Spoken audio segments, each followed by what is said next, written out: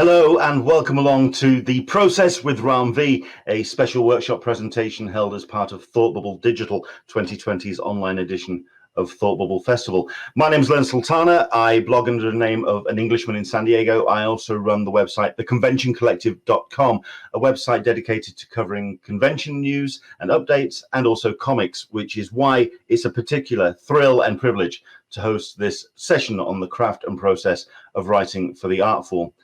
I believe it was Mahatma Gandhi who once TikToked that you can't believe everything that you read on the internet.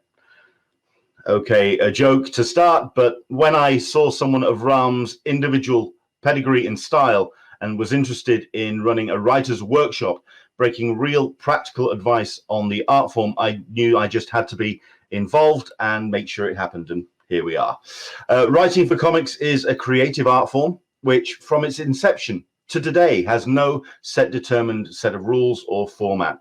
Every writer has their own approaches, their own tips and tricks, and their own method of communicating their ideas to the rest of the creative team. In this workshop, we won't be trying to nail down a definitive methodology of writing comics, but we might get some insight from someone who really knows what they're talking about. It's a pleasure to welcome Ram V, the award-winning writer of books such as These Savage Shores, Black Mamba, and Gravity's Wall, as well as work for DC Comics, Image Comics, and Vault. We're also joined by an invited group of up-and-coming writers willing to learn. So let's introduce them right now. As we have ourselves, first and foremost, I think we'll go around the group and let everyone sort of introduce themselves and say hi. We'll start with Falarin. Welcome along. Tell us all about yourself and what you would like to get out of today's session. Oh, wow. Cool. So, as you said, my name is Falarin. Have been kind of working on comics in the background for a while now and just always kind of seeking to improve. And obviously Ram is such a sort of phenomenal writer that I'm just really hoping to kind of learn the secrets to really kind of improve my scripts and get them as good as I possibly can. And plenty of notes, I can imagine, in your regard, indeed, from everyone that's taking part in the session today. We'll go round the group. We'll start with we'll go with Mink.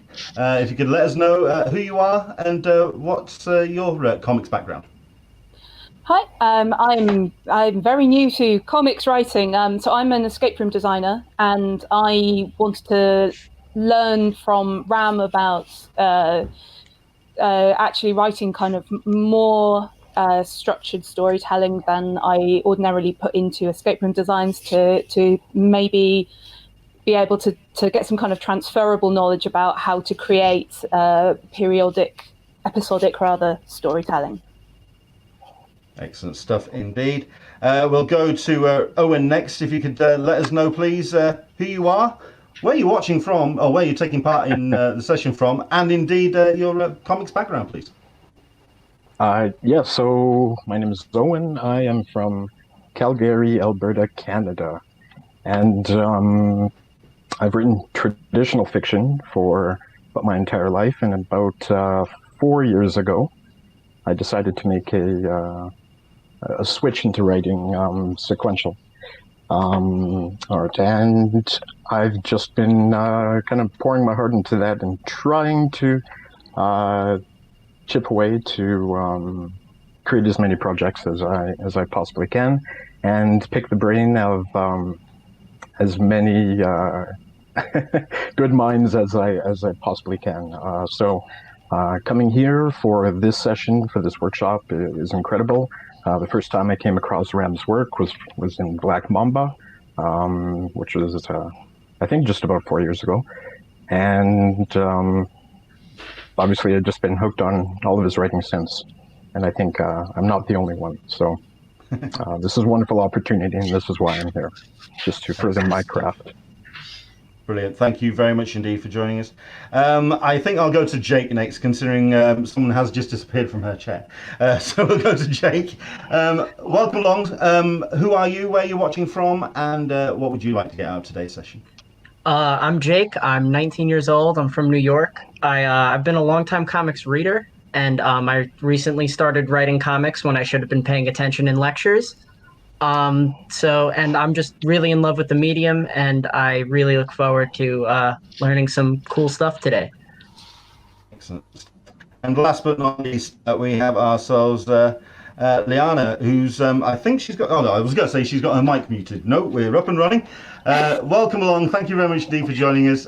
Introduce yourself and tell us about your comics background, please. Hey everybody, I'm Liana. I am based out of Memphis, and I'm actually a comic artist, and I'm looking to kind of, I guess, ask Ram essentially how I can shape my storytelling skills and elevate them and learn how to write better, I guess. Well, I think if it's safe to say you are in the right place for that, because that's what we're here for. We're to find out from one of the best how we can all get our stories crafted better, which I'm looking forward to hearing as we go through the session, his tips and tricks. So please get your pens and papers ready, because I think you're in for quite a treat. I'm going to step away from the session. I'm going to moderate certainly the YouTube channel and keep an eye on comments coming in from there. And as we go through the discussion portions, I'll be jumping in and moving around cameras. But beyond that, I think it's safe to say, can we please all welcome Ram V. Hey, thanks everyone. It's really nice to have all of you here, and the ones who did kind of get on the auctioning and put up money for charity. I just wanted to take a moment to thank everyone for doing that. That was very nice of you.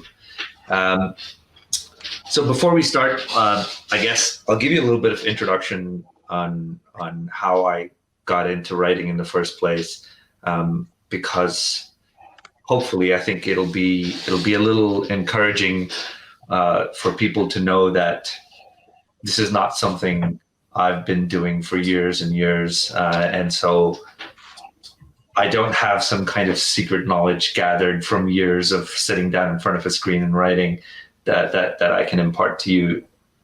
I think writing is very much a craft and a skill, and it can be learned to an extent, and you use that craft and skill and combine it with your instinctive ability to tell stories, which every human being has.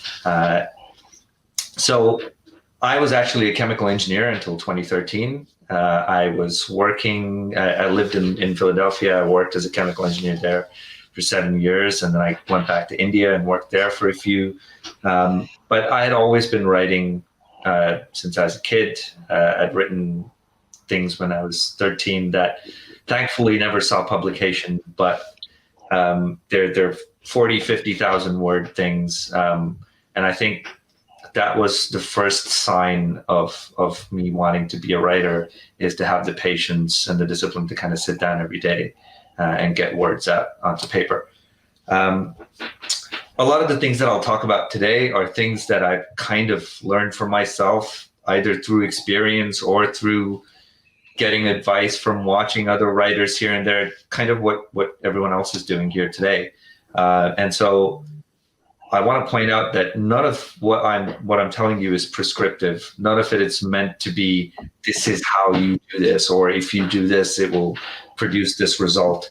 All of it is, in fact, quite ambiguous, as it should be. You will find me occasionally contradicting myself. That's not to say that point A or point B is right or wrong. It is only to say that there might be two entirely opposite ways of arriving at the same result. And so if there's anything to keep in mind right at the start of this workshop, none of this is meant to give you answers. It is meant to give you ways of arriving at your own answers. And I think that's more important. Everyone's writing style and writing inclinations are going to be different. And so take whatever is useful completely. Feel free to ignore whatever doesn't strike you as useful. So with that said, I think we'll step into the first section. And the way I want to do these sections is I'll talk for a while, but once I'm kind of done with a couple of ideas, I do want all of you to kind of jump in, ask questions, comment, direct the discussion one way or the other, and I'm happier with that kind of a workshop where everyone's involved and participating. So, considering this is a writing workshop, I figured a good place to start would be to kind of be really sure of the words that we're using when we talk about story. So I want to get through terminology first, right? And I find that the most contentious terminology that everyone arrives at when they start talking about writing right at the beginning is the basic building blocks, right? What's an idea? What's your premise? What's your plot? And what's your story? These things have so much crossover in conversations that very often you find that people are not really talking about the same thing when they say it's an idea or it's a plot or it's a story. So for me, an idea is the basic inkling, the first thing that comes to you, which spurs you on to think further about developing that into a story. And ideas can be really weird things. They can be, oh, I have this scene in mind where this character is standing on top of this tower and looking down broodingly at a city, but I don't know who it is. I don't know what city it is, and I don't know why that character is brooding. That's fine. That's still an idea. I always love giving this example. So there was a movie recent. I mean, it's not really recent, but there's a movie called Apocalypto, which Mel Gibson created and directed, I believe. And it's basically a story set in the Incan Empire, I believe. But the idea came to him because he went to his producer and said, hey, I want to do a chase movie, but I don't want to do it with cars. So they just decided to do it with people on foot instead, which is, I mean, it blew my mind when I heard that, but that's an idea. I want to do a chase movie, but I don't want to have cars is an idea. The next thing to talk about is what's your premise, right? So once you have an idea, your brain's going to try and populate things around that idea to give it volume, to give it shape. You decide, okay, this should be a sci-fi story, or this should be a fantasy story, or maybe my scene fits better in a teenage drama. And so really all the things that begin to populate your world, that begin to populate your idea or give it wheels or give it substance, that's your premise. And I find that a lot of writers, or at least new writers, when they jump onto scripting, really they've only had the idea and the premise. And there's a struggle with trying to develop plot, which, in my opinion, you still have 2 steps to go before you start scripting. And so those 2 steps for me are plot and story. The way I define plot is the stuff that happens. It's not your characters making choices. It's just the stuff that happens. Okay, taking a Felon 1, 2, 3. Someone took a train and has a bunch of hostages in it. That's part of plot. They start shooting the hostages is plot. They start talking to a negotiator who's a train operator in the NTA system. That's part of the plot. You use plot to kind of figure out your sequence of events in your story. But you don't have a story until you have characters that are kind of negotiating their way through your plot. And there's a little bit of resonance here in terms of plot and story, because when you design plot, you don't want to design it independent of characters. And when you have story, your story is obviously influenced and given momentum by your plot. So the way plot and story works is they kind of resonate with each other. You want to use characters to drive your plot forward, and you want to use plot to give your characters events and places to enact their drama out. So does all that make sense? Yes.100%. Any questions on the terminology at all? Sorry. I'm kind of struck by the similarity when I create an escape room game. Is like I kind of only create the plots, but the plots are that like they find a key, they find a door, they unlock the door. They're not exciting plots. The story, like weaving into that plot, that kind of having a structure so that you know that it's going somewhere is like really, yeah, it makes sense that you do that before coming up with the shiny bells and whistles stuff. And I think because plot and story have that resonance, you're always adjusting plot to fit characters and to fit story, and you're always adjusting story so it works better with your plot as well. So it's not like I've created this and now I move on to the next step. It's always going to be feeding back into your choices for events. So the reason we say all this is where, as a writer, you are going to spend the better portion of your time working. Is you're going to be spending most of your time working between plot and story. I know people love cool ideas, but cool ideas are cool only if your plot and story execute that idea well. You can still take what is a very simple idea, but if you write a good plot and a good story based on that simple idea, you will still create something that is more evocative and speaks better to your readers than creating something that is a cool idea but doesn't have enough thought put into plot and story. So with that said, I want to kind of jump into what are you really working on when you say you're working on plot or you're working on story, right? And this is the part where I like to look at writing as sculpting. So if you look at the analogy, your idea is just this giant lump of rock that you've seen, but somewhere in your head, in that piece of rock, you can see a beautiful statue, right? You can see some kind of Adonis, or you can see some kind of angel, you can see a Madonna in there. But right now it's just this lump of rock. And so what lets you develop your vision from that rock is, in terms of writing, there are two things. I think that's structure and dramatic tension. Structure is your skeleton. It's your understanding, it's the sculptor's understanding of anatomy. This is how the bones work, this is how the joints move. And so it's very important to have an understanding of structure before you start developing story and plot. And so we're going to delve into some dangerously Robert McKee, Blake Snyder, Save the Cat kind of worksheet structure here. But I think that's still very important to have, because if you don't have structure, you have no guidance in terms of, okay, where am I stepping out of the remit of what I set out to do? It's very easy to lose yourself in the process. It's very easy to go down a rabbit hole that you didn't intend to go down. But if you have your structure kind of mapped out and plotted out, it's always there in front of you, kind of guiding you from going off topic, if you will. I like to look at a very simplified form of structure.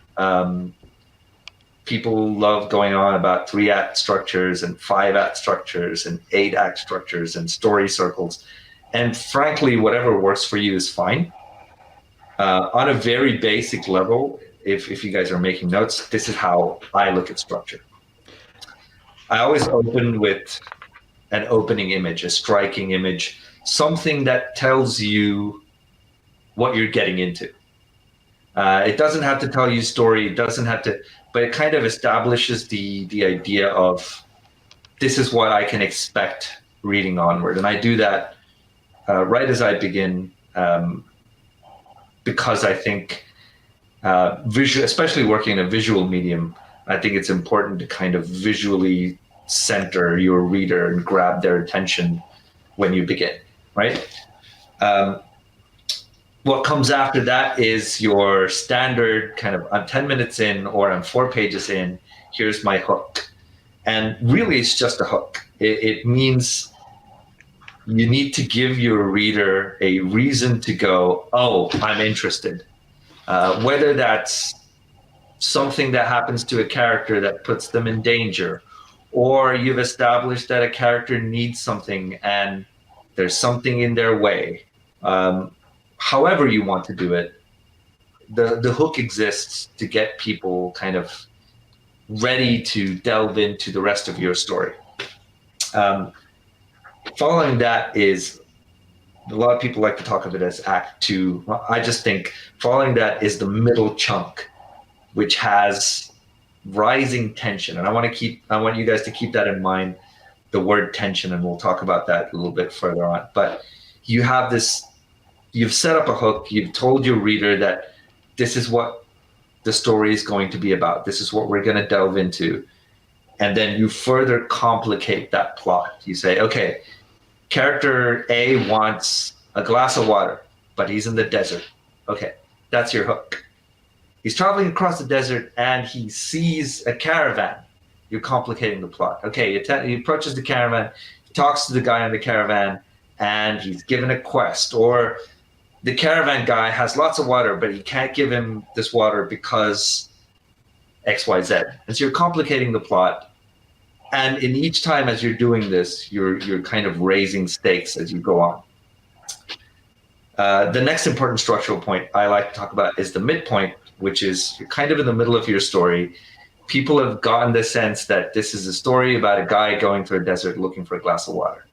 Your midpoint is really that point where you start turning the story towards exploring your more internal premise. No, this is not a story about a guy going through a desert looking for water.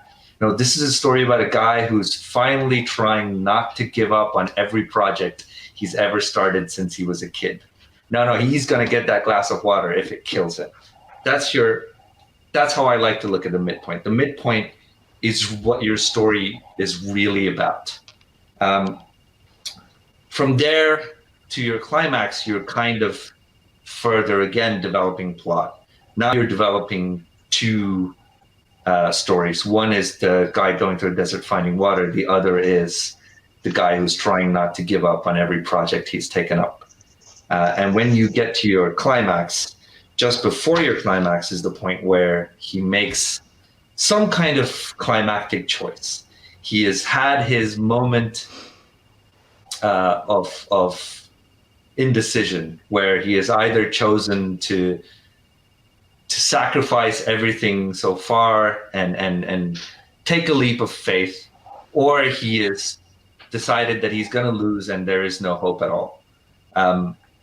That moment usually arrives just before climax. Then you have a climax where you resolve this one way or the other. Either he gets his glass of water or he doesn't. Or he doesn't get his glass of water, but he has learned how not to give up on every project he started. So there's some kind of catharsis that happens with your climax. And then the end of the story is pretty much between climax and denouement, where you show the aftermath. You give the readers what they've been looking for, which is to see this person inextricably changed by the journey that they have just gone through. Okay, before we move on, any questions about any of that? Before you do actually dive in with questions, Yeah. I'm going to introduce a last-minute person who's joined us a little bit late.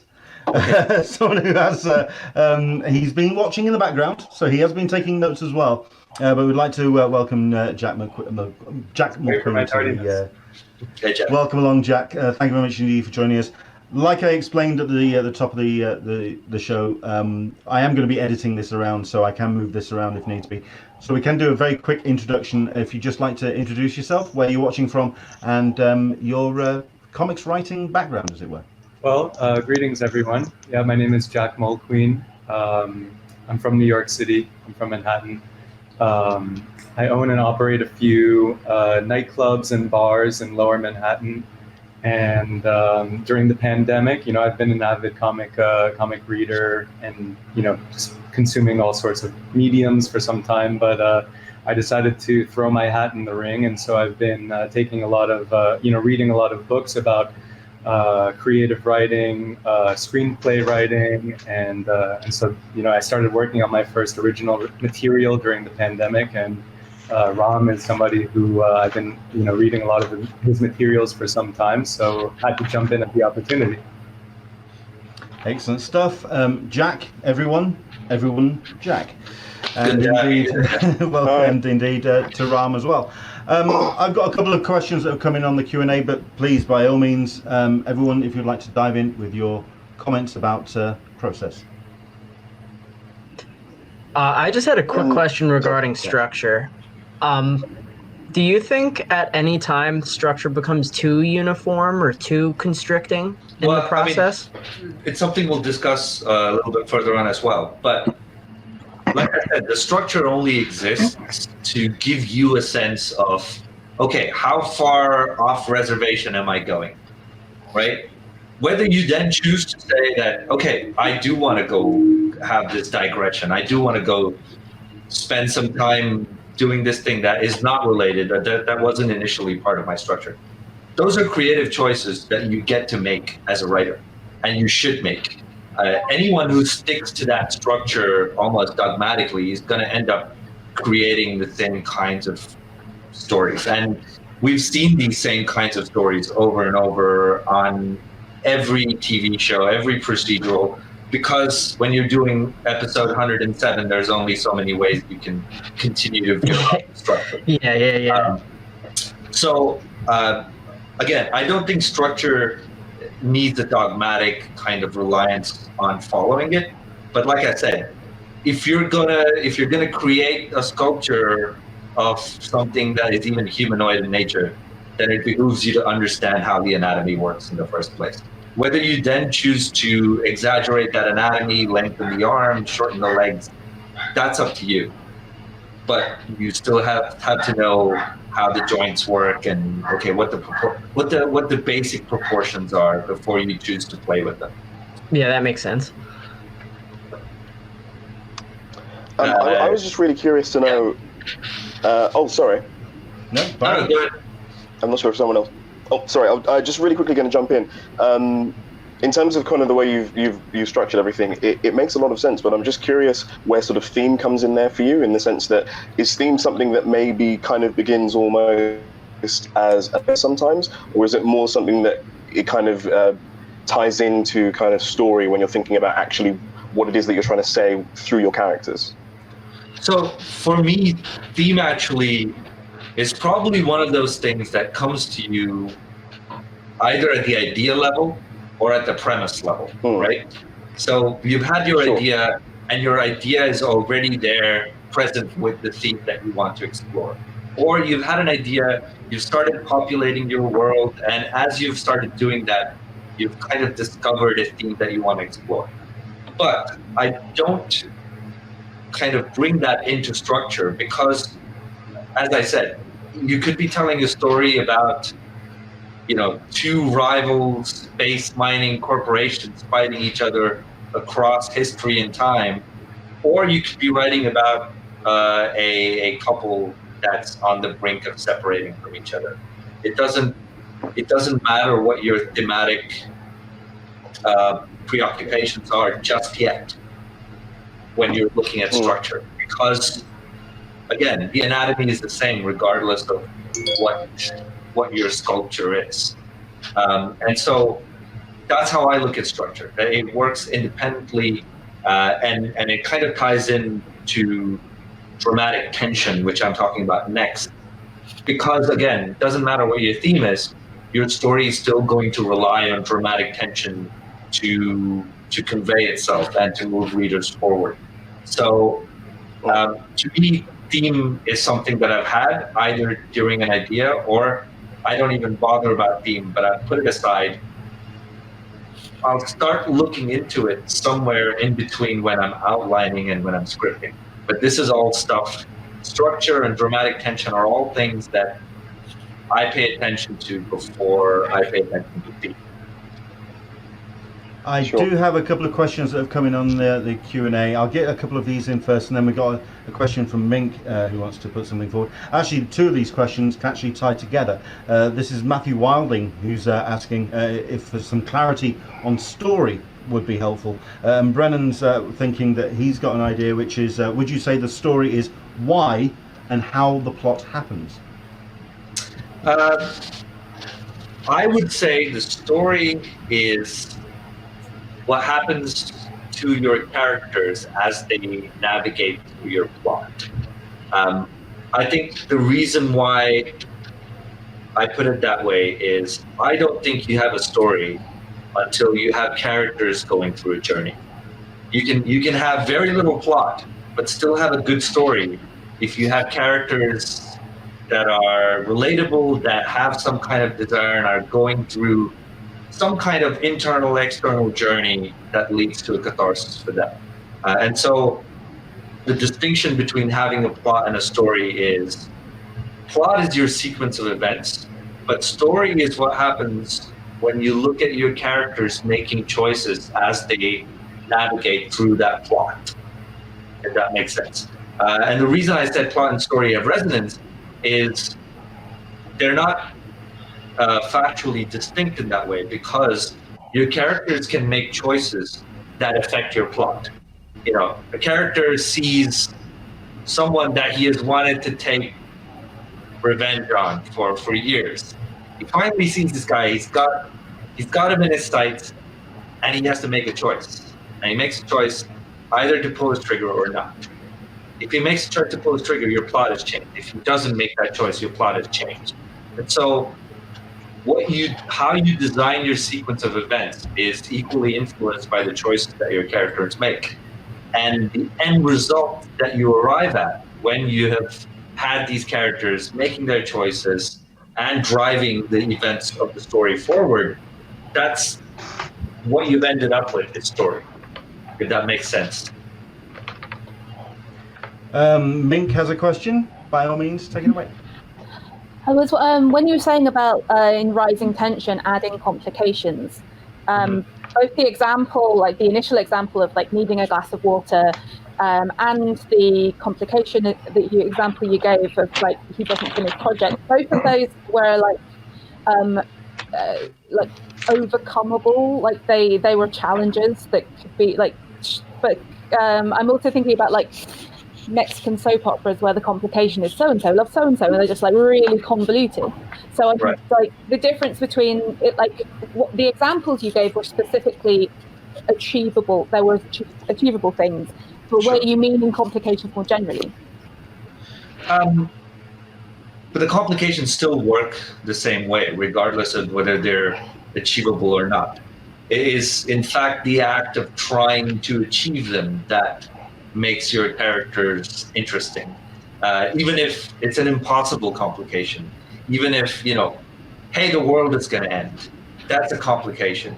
But your character then, when faced with that complication, will make a choice. Okay, the world is going to end, so A, I'm going back home, or B, I'm going to find this person that I knew when I was a kid, and I want to meet them one last time.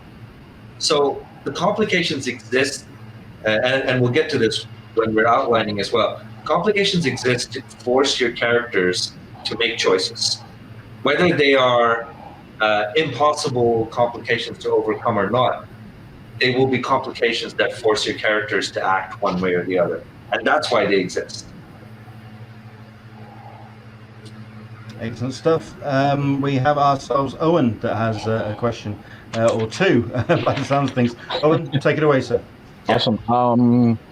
Ram, coming to climax, because you just briefly touched on that, characters having moments of indecision, things like that, but really pointing towards some type of catharsis before they are able to make some type of self-growth, the change, inevitable type of moment at the end where I guess we're leading up to. Do you think that structure always needs to be building towards a catharsis, or that it is sometimes even preferable to be building towards an ambiguous ending where we're allowing the reader to kind of draw their own conclusions on what type of changes have taken place with the protagonists? Sure. I think there has to be the promise of catharsis.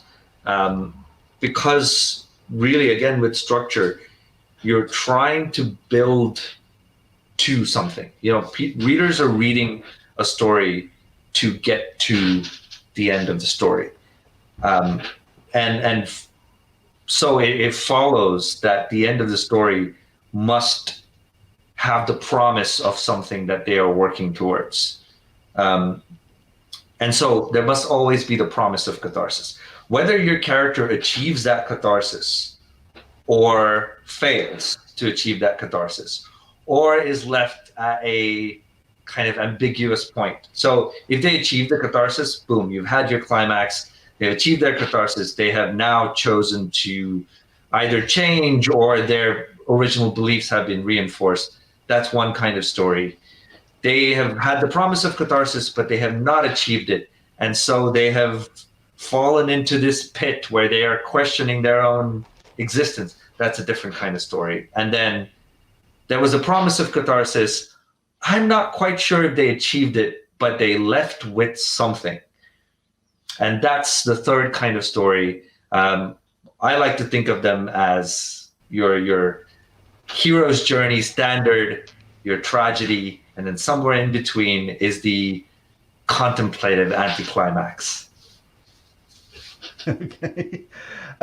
We've got a couple of questions which we'll take on from the Q&A, and then we'll move forward to the next chapter. I mean, considering that we are dealing with structure, I think a lot of people are looking to the next element, which is the process of tension and developing the story and plotting. But we've got a question here from Writer Anonymous. The question is, when you're developing your structure for a series, how do you balance the structure of each issue against the structure of a series or arc? Yeah, I think that's a good question. And I think it's a question that's particularly applicable to comics and episodic writing. I like to think of comics as things that work in fractals. Every scene is a micro representation of every issue, which is another micro representation of every arc, which is another micro representation of your bigger picture, bigger series. And the challenge then when you're plotting something that big is to plot your single issues, but also have view of the bigger picture. So both of them don't necessarily follow the same kind of structure, but both of them are following their own structures, if you will. Obviously, with more sort of standard mainstream superhero writing or genre science fiction fantasy stuff, you'll find that the bigger arcs and the smaller chapters kind of follow the same kinds of structure. But the more you get to more literary books or even more esoteric science fiction or things that have spanned across several books, like Dune, for example, you can look at individual chapters, individual books, and they all have their arc. They all have a very similar arc in that there's a hook, there's a thing to overcome, there's a thing that has been overcome, or they have failed to overcome it, but the status quo of the character has changed somehow. Basic structure. But if you look at the overarching structure of Dune across all of the books, you end up with a contemplative anticlimax instead of the character having overcome their conflicts and achieve their catharsis, if you will. So that's how I look at big picture structure versus individual issues or individual scenes. Leonard, you're muted. That will be a section that will be edited out. If there's any other questions that we have before moving on. Okay. I think we're all ready to go. Yes. Ram, I would have a quick one if that's possible. Yeah. Go for it. Ram, do you personally find yourself drifting towards certain types of climactic structures? I usually drift towards the tragedy or the contemplative anticlimax because I've had this discussion with other writers before, and I keep quoting someone. I've forgotten who I'm quoting, but I always say, people love tragedies because you never learn anything from the good stuff that happens to you. So I think, I mean, and it's not just me. Throughout humanity, the tragedies have lasted the test of time, whether Shakespearean or Aristotle or Plato. It's always the tragedies that have lasted long, if you will. But I think the bittersweet anticlimax is also a variant of that tragedy that doesn't necessarily hold such a depressing / nihilistic view of life. But I think if your character always leaves positively changed by everything that has happened to the story, one of two things has happened. Either you've not been hard enough on them as an author, or they've chosen to ignore all the bad stuff that happened to them, which is a valid and an interesting way to build a story. But yeah, I hope that answers some questions and gives you a window into my thought process.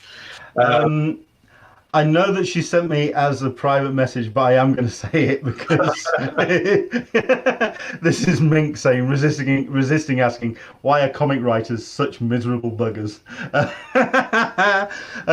But yeah, I get what you're saying, and it does explain why tragedy is certainly the overriding when it comes to narrative fiction. Ram, if you'd like to continue into your next section. So we talked about the skeleton and the bones of your story, if you will. And so now I want to talk about the muscles of your story, which is dramatic tension. And this ties into the idea of conflict as well. And a lot of people say, hey, your hook should be what's your character's conflict. I think that's a very limited view of what people understand to be conflict. Conflict doesn't necessarily mean, I mean, yeah, on a basic level, hey, I want something, I want to get it, someone's standing in my way, you have conflict. But you can also have conflict that is internal. I want something, but all my life I've been standing in my own way, is also conflict. I want something, but if I take it, I will never be able to respect myself, is also conflict. And so I think good writing, especially when it comes to writing with a lot of subtlety and writing with a lot of subtext and with depth and the kind of writing that makes you reflect on your own choices when you read it, is the kind of writing that tries to look at conflict beyond its very basic and simplistic meaning, right? That said, all of what you're doing when you have structure and you're writing a story and you're developing a plot and you're having characters make choices, all of what you're doing is you are trying to control dramatic tension.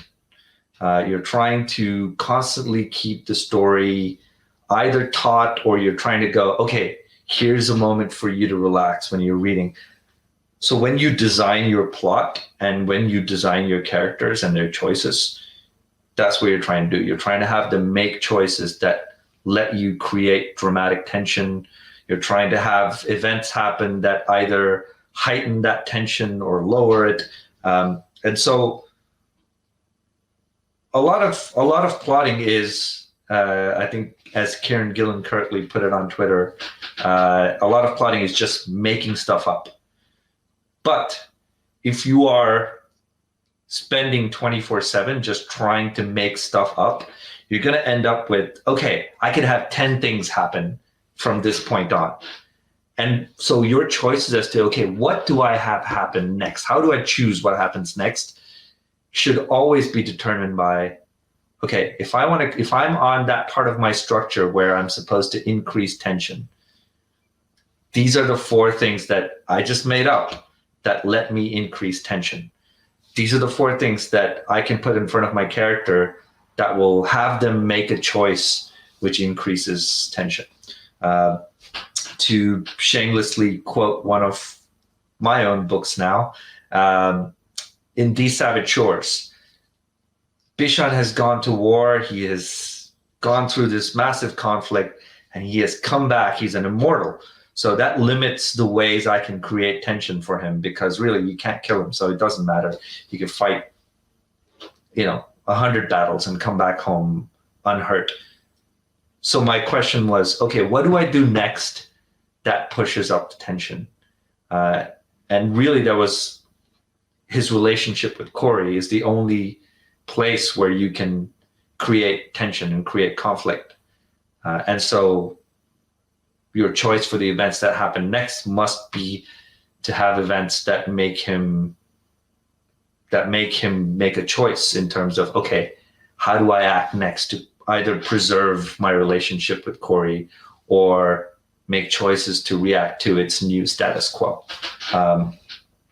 So dramatic tension is very important and should always be right next to structure as your guiding force in terms of developing plot and character choices. Which brings us to kind of a subset of this topic, which is character arcs. And I think this is the part of creating story that is the most ambiguous, because you are trying to simulate, predict, extrapolate human behavior. And if you do it believably, no one complains. If you do it in a way that becomes apparent that it's you, it's the author trying to make people act this way, then all of a sudden you'll get people coming and going, well, a character would never do that. Why did they choose to do that?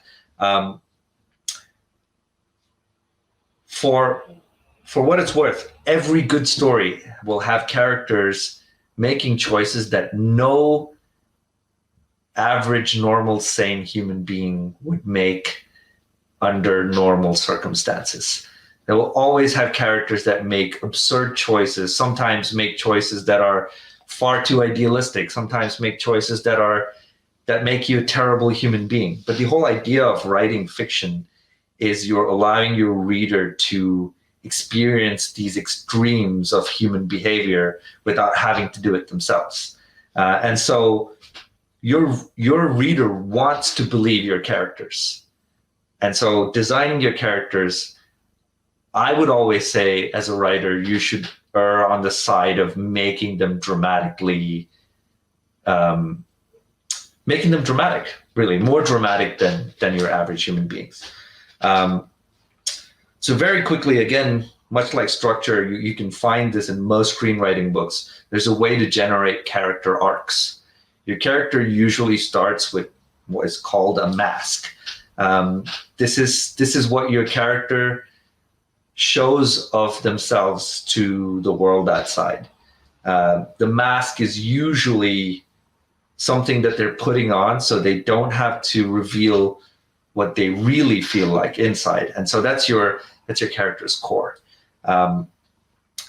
As your character goes through your story and goes through the journey, the idea is that right before the climax is where your character's mask falls off, and the truth of who they are is suddenly revealed to both the reader and potentially to themselves, which is why there is always the promise of catharsis, that this person has seen themselves for who they really are.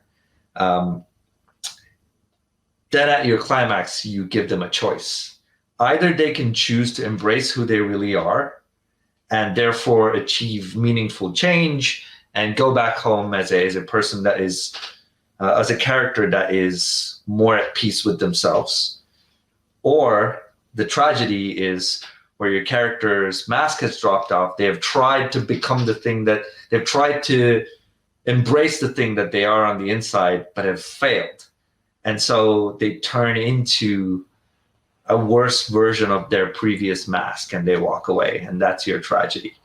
And the contemplative anticlimax is your character questions whether the mask was better than the person that they really are. And you leave it at that. It's good to keep these ideas of character in the back of your mind. But again, don't follow them dogmatically. People are far more complex than masks and who they really are. But if you're ever stuck, if you're ever going, no, something doesn't feel right, my character hasn't changed, my character hasn't made an interesting choice, it's useful to use this idea of masks and who they are really underneath to guide your choices. So that's the last bit I want to talk about before I move into actual process and stuff that I do to go from idea to script. So any questions on dramatic tension and characters? We do. We have a question from Owen. Yes, I'm sorry because it's multi-tiered. The one that I was wondering about is, it kind of came up when you were talking about Bishan. And throughout the story, obviously there is the kind of man versus man, man versus nature, man versus himself within that. But I'm wondering, do you feel that there are efficient ways of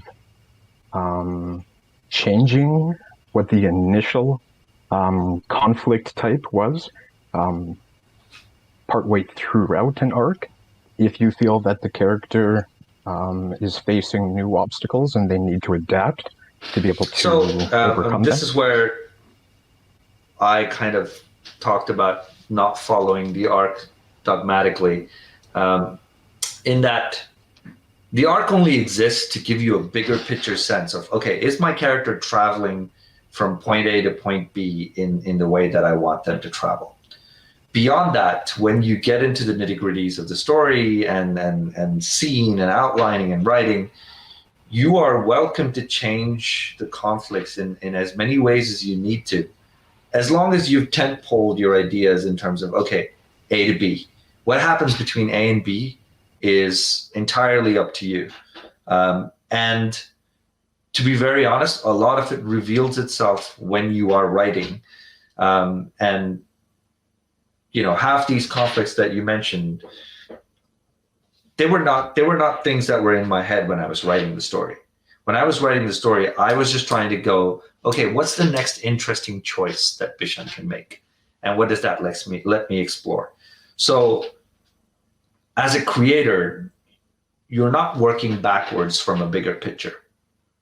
You are always only ever reaching for the next thing to hold on to, otherwise you're going to fall off.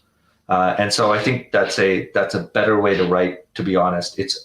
I think part of the difficulty of writing is not having surety about where you're stepping next.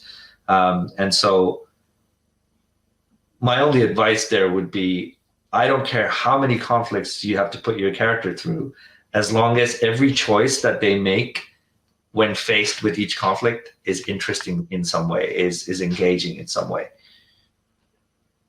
Okay, that's great. Hearing Mask right after mentioning Bishan kind of brought a smile to my face for that. We've got a question from Liana. I was wondering how, when you're working with collaborators and you are doing the character development, and wondering, I guess, do you work with your collaborator during that process, and does that affect how do you manage expectations during the entire plotting process, and how does it affect everything? I know that's kind of generally big. Actually, but I have a very specific incident that ties into this question quite nicely. So again, when I start writing a script, before that point, whatever I have in my head in terms of characters or plot or story is always vague. It is never specific. It's never specific to a point where I can't just pivot when I'm writing. And I think that's very important when you are working in a collaborative medium, because sometimes your characters may be defined by somebody else's choices that are not necessarily yours. So, for example, when we were working on Paradiso, I had a character in the story called Noira, who was this, she was a tough kind of scavenger girl who lived in this town just outside of Paradiso, and was going to be a collaborator on the hero's journey as they went into this strange living city. When Dave, who's the artist on the book, got this character, all of a sudden he was like, I don't like her design. I'm gonna put like a skull, an inked skull on her face for some reason. And this was never discussed. This was never part of the outline. But it was there. And I went, there are a couple of options. I could have gone back and said, hey, this is not the design we discussed. But I also just went, okay, let's keep it. As long as you put a few skulls here and there and other people as well, just so it doesn't feel like it's something she does specifically.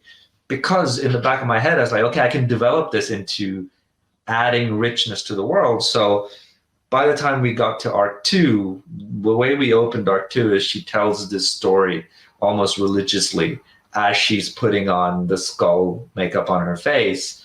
And it became a ritual, and it became this thing that there are groups of people who put these symbols on their faces while they tell stories of Paradiso.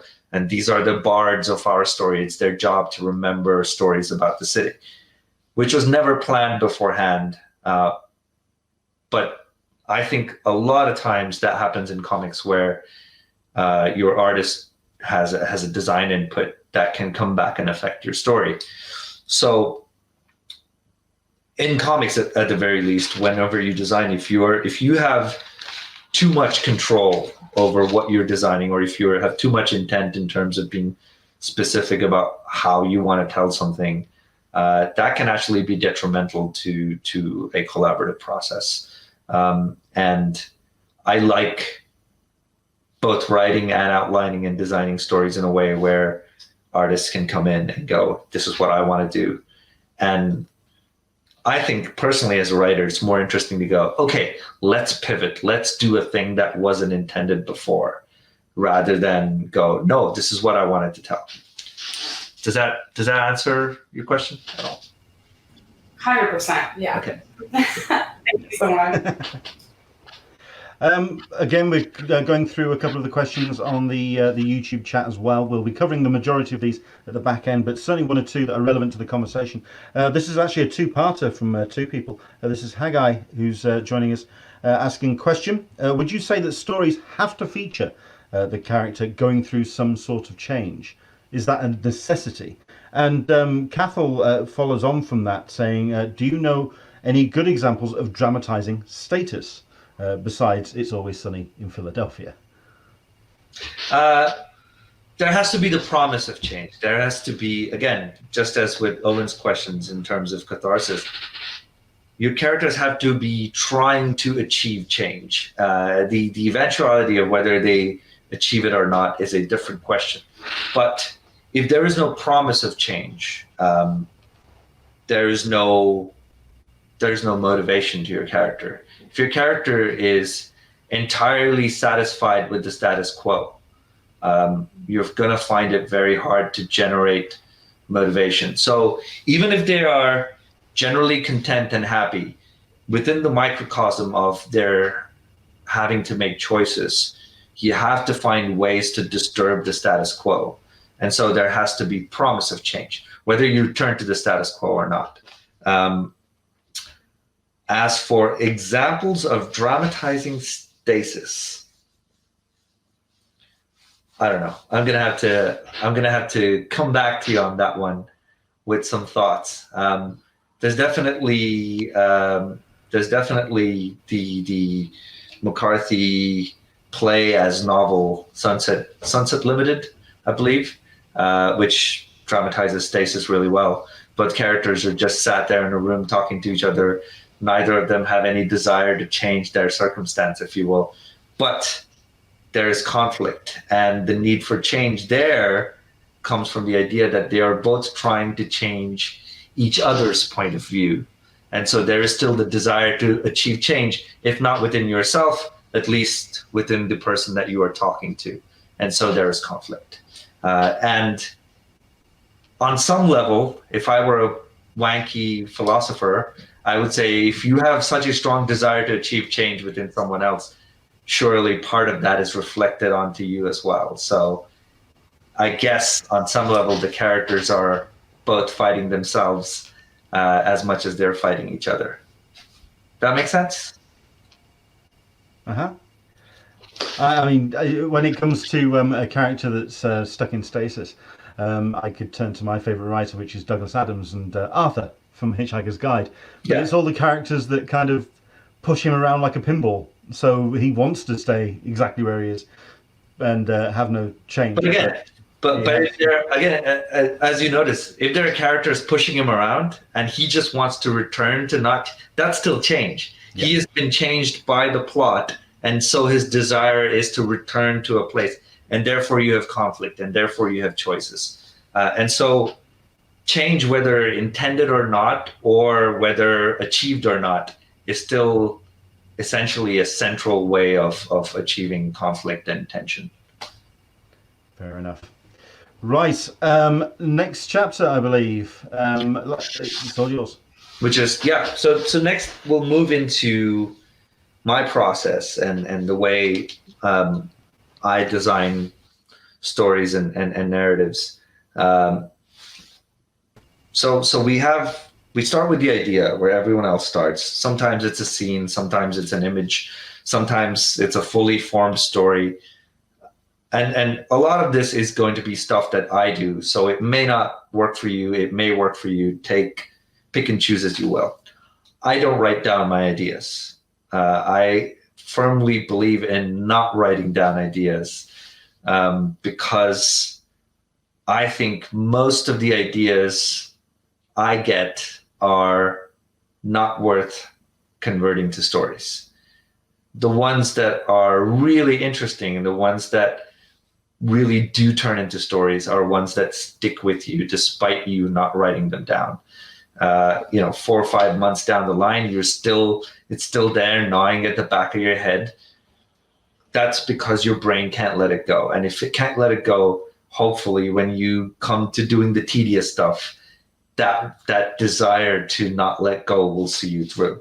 I've certainly had ideas that I jumped on where without giving them time to fester, if you will.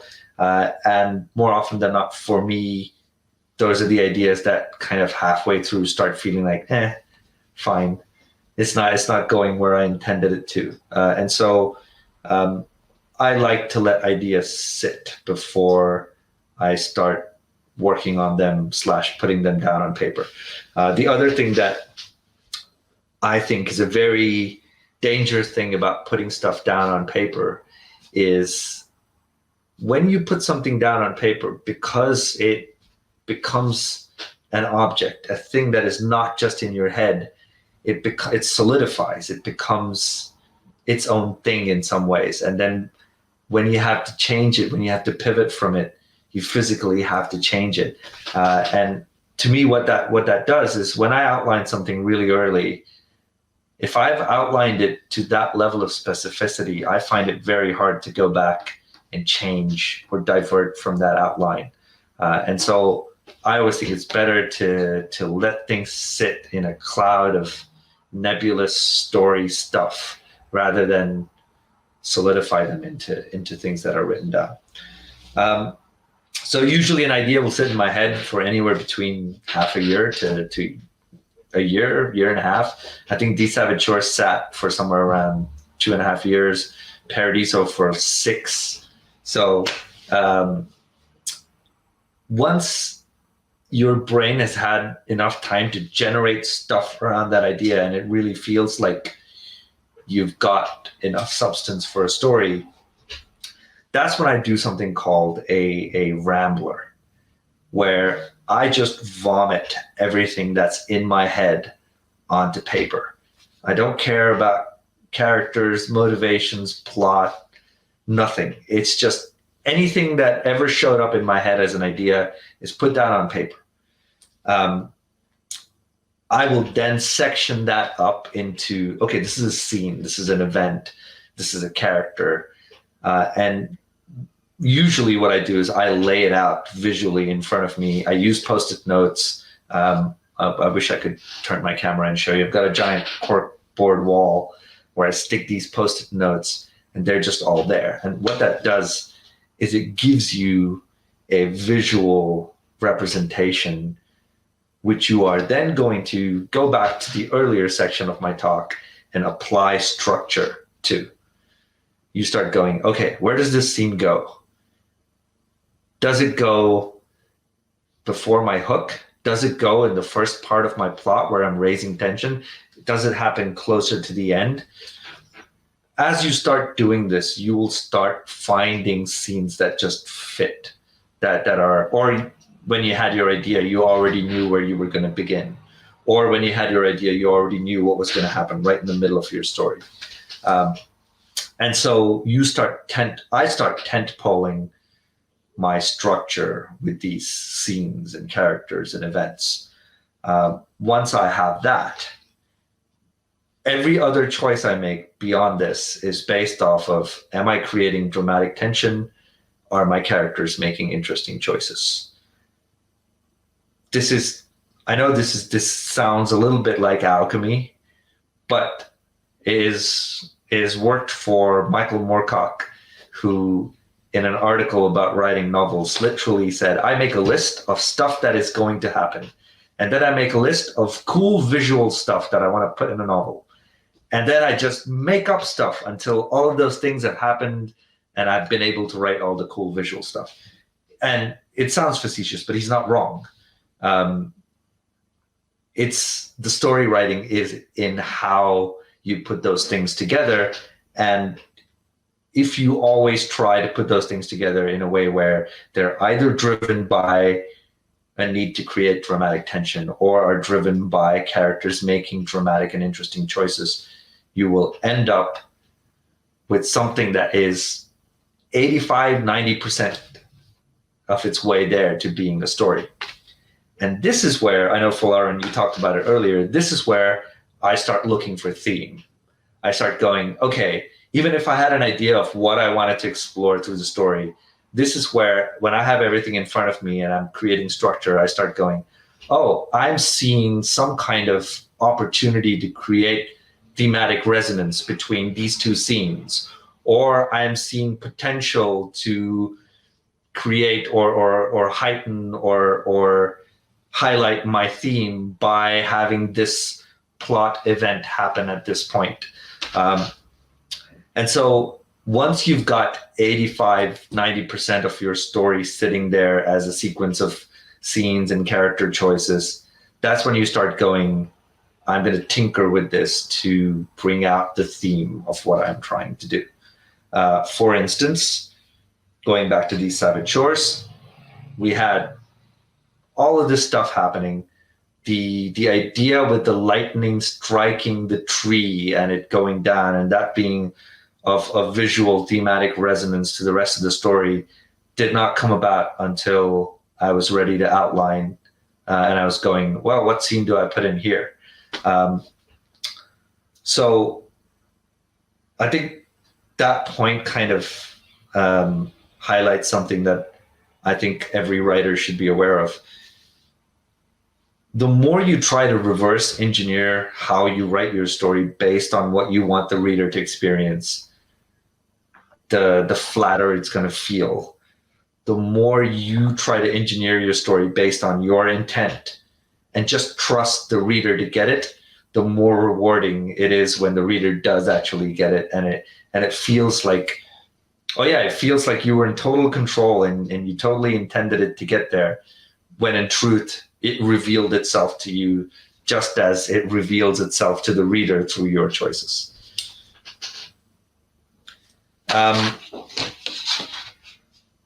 Post that, once you've had this, well, before I move on, any questions from anyone about this chunk? We have a few. I think we'll start with Liana. I know that I think most of it, I think, was covered in terms of the way that you actually get your ideas out. If you want to get your question. Well, knowing that you're an artist, do you think that it's more intentional to write it in actual physical words, or do you sometimes draw visuals and stuff when you're getting the information dump out? And is that more effective? I mean, it depends entirely on the kind of information that you're dealing with. Sometimes it'll be a dialogue. It'll just be a line. For instance, in undisclosed character that I've been writing, there's a point where she gets approached by another character who accuses her of having set fire to a bunch of things. And then she looks at him and she says, "Oh, is that all I've set fire to?" That's the only dialogue I had in my mind. I have nothing else other than that line. And so that will go in just as that line, and I'll put that down, and I'll know that, okay, somewhere around here is I'm going to use it. In other occasions, I've had, I want this character to show up here, and this is what I want their silhouette to look like, and I want them silhouetted against some kind of burning city in the background. Then I will actually draw out the silhouette. So I guess it really depends on what kind of information you're putting down.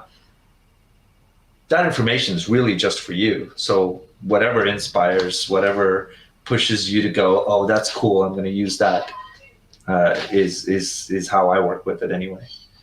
Fair enough. Question from Owen about terms that you've used.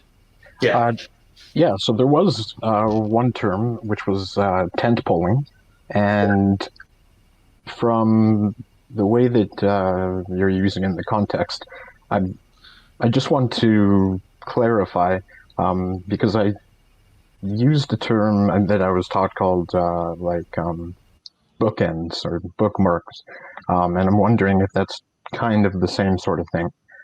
So how would you specifically define tent poling? And I think it's the same thing here, but I want to make sure. Let's go back to my sculpting analogy, because I'm mixing metaphors here. But I'll give you the sculpting analogy equivalent of tent poling, right? Yeah. You start with this giant lump of rock. You don't start sculpting out the fingers. You sculpt out a general shape. You know what you don't do, so you eject that. And you go, okay, this is kind of where the spine is going to go. So you create that curve. You go, okay, this is kind of where I want the head to be. So you leave that lump over there. That's what I mean by tent poling. You don't know the specifics yet, and you don't know how the neck bone connects to the shoulder bone, et cetera, but you know where the head is, you know where the spine is, you know where the feet are going to be. And once you've decided that, you've got a general structure. In fact, going to an artist analogy of this, it's like drawing the force line in a gesture, where you don't know the specifics of where every body part is going to end up, but you kind of know the inherent shape of that gesture. And so you're drawing that first, because you want that authenticity, that sense of dynamism in your figure. So it's kind of what you're doing with a story. You don't know the specifics of your story yet, but you know the general shape that it needs to take. And because you know the general shape you need to take, you're taking the bits and pieces that okay, this is where this goes. This is where this goes. This is where this goes. It may change eventually, but it gives you a structure to dive forward from. So, for instance, if let's say I was writing like a mini-series, and I had ideas for like plot points, like maybe, I think this might happen in issue 1. This is probably something that helps me connect issue 3, and this is something that helps define in issue 4. But I don't know those in-between pieces. You're saying that's kind of the tent poling. Yeah. So to give you a more dramatic example, I remember reading this novel by Jack Higgins as a kid, where I thought he had something very cool. He had 2 characters.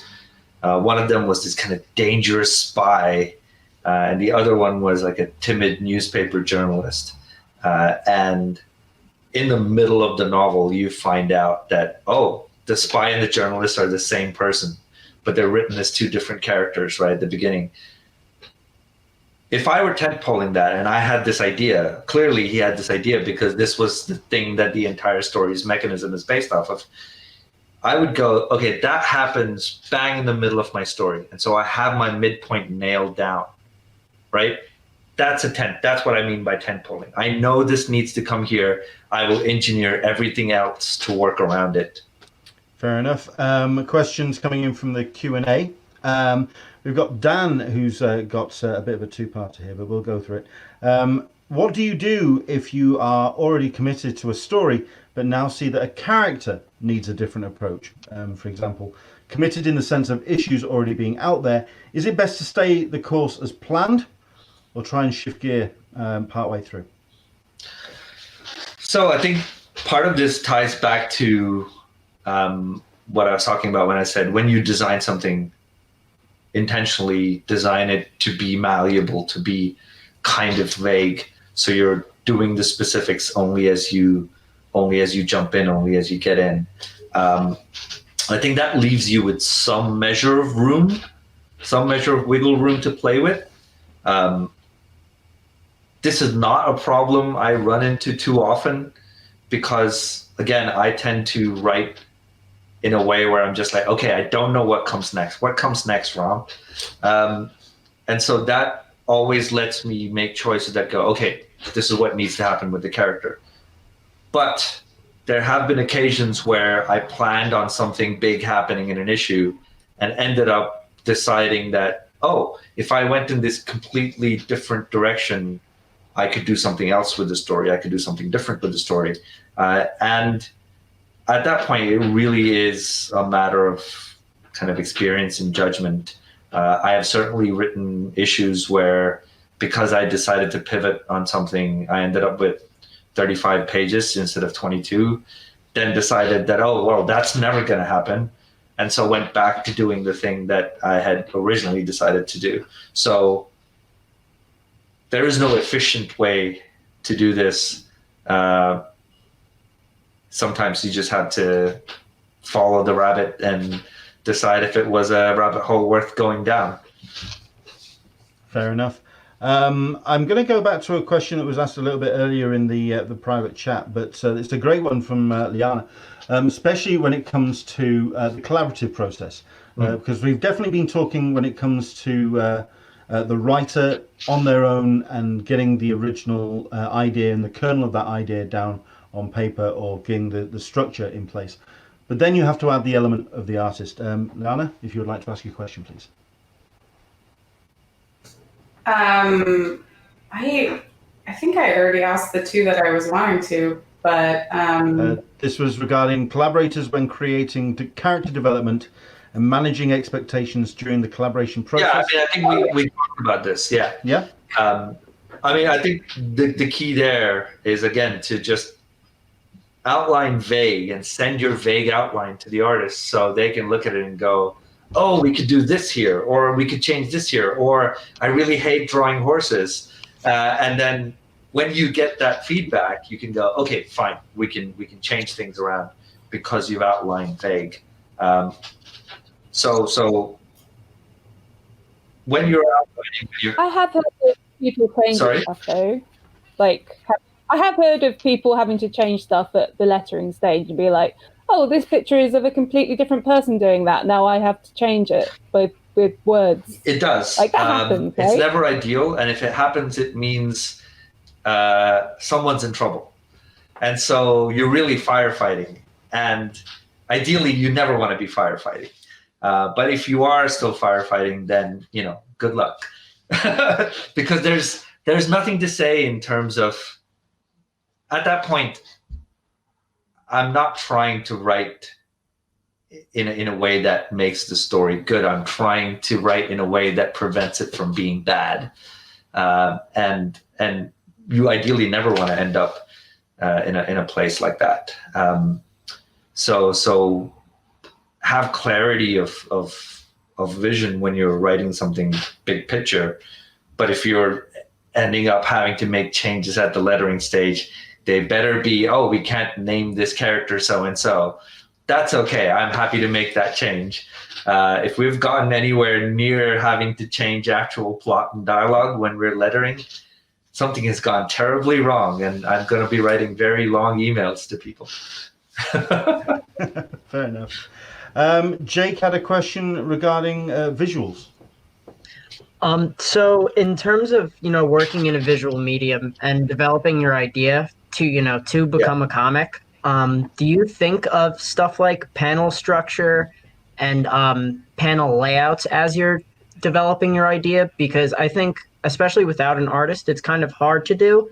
But I find myself that I can't write unless I have an idea of what I want. Yeah, it to I mean, look to like. be honest, we'll get to this in a later section.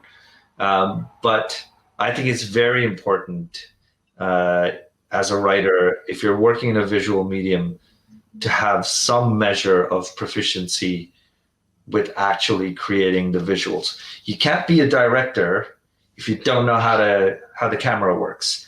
You can't be a script writer if you don't know some measure of the process of filming a scene. Same way, you can't be a comic book writer if you don't know how drawing stuff on a page works. You're always going to be impeded. You're always going to be working hobbled or crippled in some way if you're not willing to push yourself to take what's in your head and put it down on paper, even if it's just stick figures throwing scribbles around. It doesn't matter, because I think more importantly, when you start doing that, you start seeing the things that you can't do. As a writer, it's easy for someone to say, and then the car chases someone around the corner. You can't draw a car chasing someone around the corner in a panel. It's impossible. You can draw a car chasing someone in one panel, and then you can draw the car turning around a corner in another panel, but that's 2 panels. And if you haven't accounted for that, you're going to write something that's 6 panels on a page and end up having 8 panels instead, and that's not good. You don't want to put your artist in that position. So one of the earliest bits of advice I got about that stuff specifically in comics is, this came from an Indian artist who did work on 18 Days with Grant Morrison, Mukesh Singh. He said the key to drawing dynamic comics well is to always show the moment before or after, but never during. And I think that's a really, really good piece of advice, because it's easy to write, and then he punches him on the jaw. No, what you really want to say is he either winds up to punch him on the jaw, or he's punched him on the jaw and then the character is flying off. Because unless you're doing that super slow motion thing of showing someone's fist mushing someone's face, generally drawing things in movement, during movement, in a still medium looks very awkward. And so yeah, that answers your question with trying to put things down on a page. More specifically, I think, and again, we'll get into this when we get to the writing comics part. As a writer, it's your job to know, at least to an extent, what you want the design of the page to feel like, i.e., are you opening with a big visual? Are you having a bunch of small panels with people doing jump cuts? You need to know that when you script. Otherwise, what you're doing is you're not controlling the pace at which your story is being consumed. And when I say you're not controlling the pace, I don't mean to the reader. Eventually, the story that the reader's reading is a story that the artist has translated from your script to them, or the story that the artist has taken from your script, added their own point of view to it, and told it to the reader in a style that they intended to tell it to. And so eventually what the reader reads is the story that the artist is telling them. But it's your job to tell your story as you intended to tell it to your artist.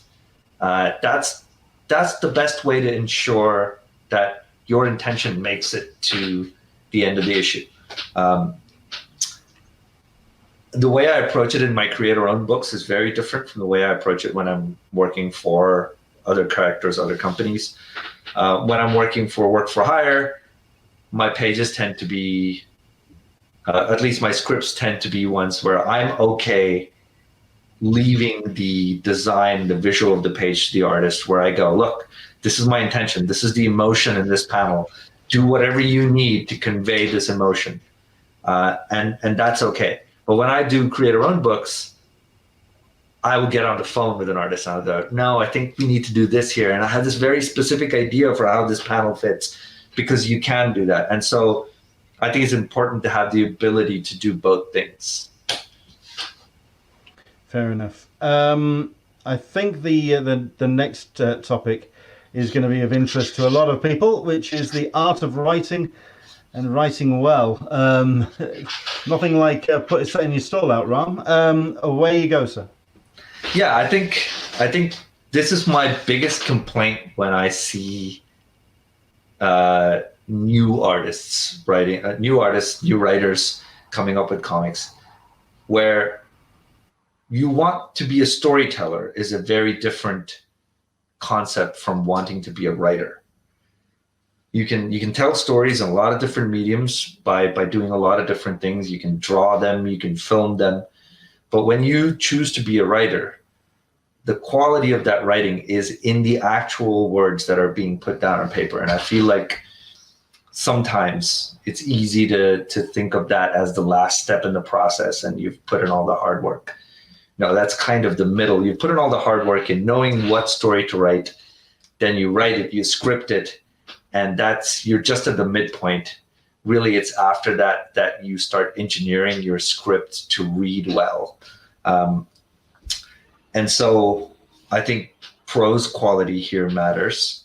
I think good writing is actually all about good editing. So after something has been written down, usually in my scripts, I will go through it at least twice. I write down scripts long form in pen and paper, where everything is meant only for me to understand it. Sometimes there are garbled words in there no one cares about. But then I will transcribe all of that onto the screen using a keyboard. And so that's my first round of edits, really, when I'm doing that. And then another round of edits. And by edits, I don't mean proofreading. I mean reading narrative captions and going, no, there is a better way. There is a better rhythm to tell this in. Reading dialogue and going, no, there is a way to make this more poignant. And there are a lot of very basic things you can all do as writers to ensure something reads really well. Kill your adverbs. Get rid of adverbs. They are terrible.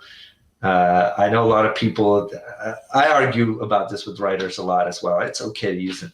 It's never okay to use an adverb unless your use of the adverb is so phenomenally interesting that it makes the writing better for it. So someone walking slowly is not interesting, but someone smoking worryingly is interesting because it says something about characters. So if you've got people walking slowly, suddenly experiencing things, get rid of all those. Genuinely, when I was working with another novel writer, he would go, here's a trick. After you've written your entire prose bit or your entire script, go into your search function and type LY space and hit search. And everything that shows up, if it doesn't have a damn good reason for being there, get rid of it. Cut it out. And my prose is infinitely better for that piece of advice. The second thing you can do is, when you're writing, is to keep from weakening your own prose. In that, don't say something with 2 sentences if you can say it with 1, unless you're doing it very interestingly. Again, all caveats for all of this advice is if you can find a way to increase interest in what you're doing by breaking these rules, absolutely break them. But if you feel like there was a way to say something in 8 words, but you used 12, that's almost always going to weaken your prose. Avoid redundancy, especially in comics. Very, very common thing is your narrative captions are almost, if not exactly, describing what's already happening in your panel. The way to do that is to pick those pieces out, get rid of them, and go, what can I narrate here that is entirely different from what's in the visual? And the reason to do that, again, I will come to in the next section, which is writing comics well. There's something called the Kuleshov effect, which is a very interesting thing to talk about. So I'll save it for then. And the last thing to do in your script is get rid of cliches. Don't start stories.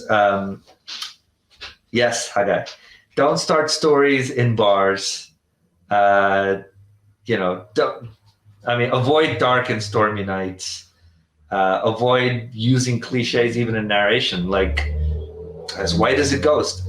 The reason you're a writer, and I think this is a very good quote to remember, is the writer's job is to present something familiar in a unfamiliar and interesting way. And so if you're using a cliche, it's a cliche because people use it as a short form to convey something. You shouldn't do that. You should be using words that are conveying something more interesting in its place. So I think there's a lot of work that is put in before scripting, and post-scripting. All of this is fundamentally important, just in terms of writing well. There are a few more abstract concepts that I want to talk about here, which is inviting reader participation and engagement. And this is a thing that, as a writer, you will always be fighting against the words of your editors in places, of your collaborators in places, of your readers in places. Is you're always fighting this battle between clarity and ambiguity. And good art is to be found somewhere in between the two things. If you've made something exceptionally clear, exceptionally easy to understand, right there on the page, your reader has to do no work to try and reach, to grasp what you're trying to articulate. You can do better. You can be more complex. You can be more abstract. Some measure of abstraction, even in your story, is important. And so that's what I would say to that. Equally, you stand the chance of doing something that is so intricate and so complex and so in your own head that you don't convey that to the reader, and so you alienate them from the story. Good storytelling lies somewhere in between the two things, and that's always something to keep in mind, to be comfortable in ambiguity. So that was a chunk on writing well. Any questions at that point? There's a bit of a collective question that's been gathered, it's got to be said, but we'll let Jack ask it. This is regarding a really good an idea of who you're writing for, in terms of if you're writing for the artist and what is written for the reader. Take it away, Jack. Mm-hmm. So when you're scripting, because the verbs might have such a wide range that they could be portrayed, is it okay to include more adverbs in your script because it might affect, let's say, the way that a face is drawn or the way that an action is performed? Sure. Versus what the reader is actually in a script, receiving? I think of the script as two sections, right? One is actually a letter that you're writing to your artist. And so it's not really you contributing to the fiction of what you're writing. You're trying to convey to your artist what you're doing, and feel free to use whatever syntax and whatever way of writing there is there. Although even there, I would encourage some measure of abstraction that encourages your artist that doesn't give your artist too specific an image that you've already put into their head, so they have no room to then experiment when they're actually trying to get the thing down on paper. So even there, some measure of abstraction is good, but absolutely feel free to use all the adverbs you want to when you're writing descriptions in the script. Right. The questions that are coming in, to be fair, I think a number of them are going to be saved for the Q&A at the end. So if you'd like to move on to... Okay. So the next chunk is writing well for comics. And I think it's important to have this distinction between just writing well and writing well for comics, because there are a lot of considerations that you make when you come to comics as a medium that you wouldn't think about otherwise. And especially as someone who is new to the process, you want to really be training yourself to think about these things. So the first thing I want to talk about is juxtaposition. Comics is entirely a medium of juxtaposition. What are you putting next to what other thing, and what are you putting on top of what other thing defines pretty much the entire reading experience of looking at a comic. And then there are layers beyond that. Your experience of a comic is also defined by what appears on the left page and what appears on the right page. That's also juxtaposition. And so if you write in a way where your right page weakens your left page, then you've made a poor choice. What appears in two panels that are next to each other, what appears in two panels that are overlapping each other, what appears in narration boxes that are on top of what panels. So in general, I think it pays to constantly think about what two things am I putting together when I'm writing a comic. To take that a little bit further, I want to use a film concept, which is called the Kuleshov effect. And I love talking about this because I think this is the secret to writing really, really cool moments in comics. Kuleshov effect says, Kuleshov. Sorry, I'm answering Owen's question in chat. It's basically the effect that says, if you put object A sequentially before object B, you will almost always, the reader will almost always bridge the two objects by creating a relationship between the two, especially if you're doing it in a narrative medium. Why is that important? Of course, it seems obvious. Why is that important? You take Ryan Gosling's unexpressive face, then you show a happy baby. Viewer usually goes, oh, Ryan Gosling is baby's father. He's looking over his child. Great. Ryan Gosling's inexpressive face followed by a bowl of soup. Oh, Ryan Gosling's hungry. I think that ability to create a narrative from the reader where there is no intention of creating a narrative when you put those two images together is the essence of how comics are read. So what this means is if you put a narration box on top of a panel, you don't necessarily have to create an immediate causal relationship between the two. You can create a relationship that is much more complex by inviting the reader to create that relationship instead. So, for an example, if you have someone speaking about all the great work they have done in building this beautiful, wondrous city for people to live in, but that's your narration box, but it's laid on top of the visuals of, workers who have died or have been injured in building the city.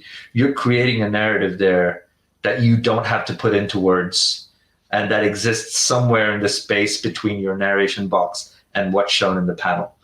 And that is such a great tool to look at comics and how you can tell stories in the subtext between two comics, between two things that you're juxtaposing in comics. The more you do that, and I think there's a study somewhere where they saw this kind of storytelling more prevalent in manga than it is in American and Western comics, European comics as well. And I think that's why your reading experience of manga sometimes is so much more cathartic, because it's really you building the narrative if you think about it.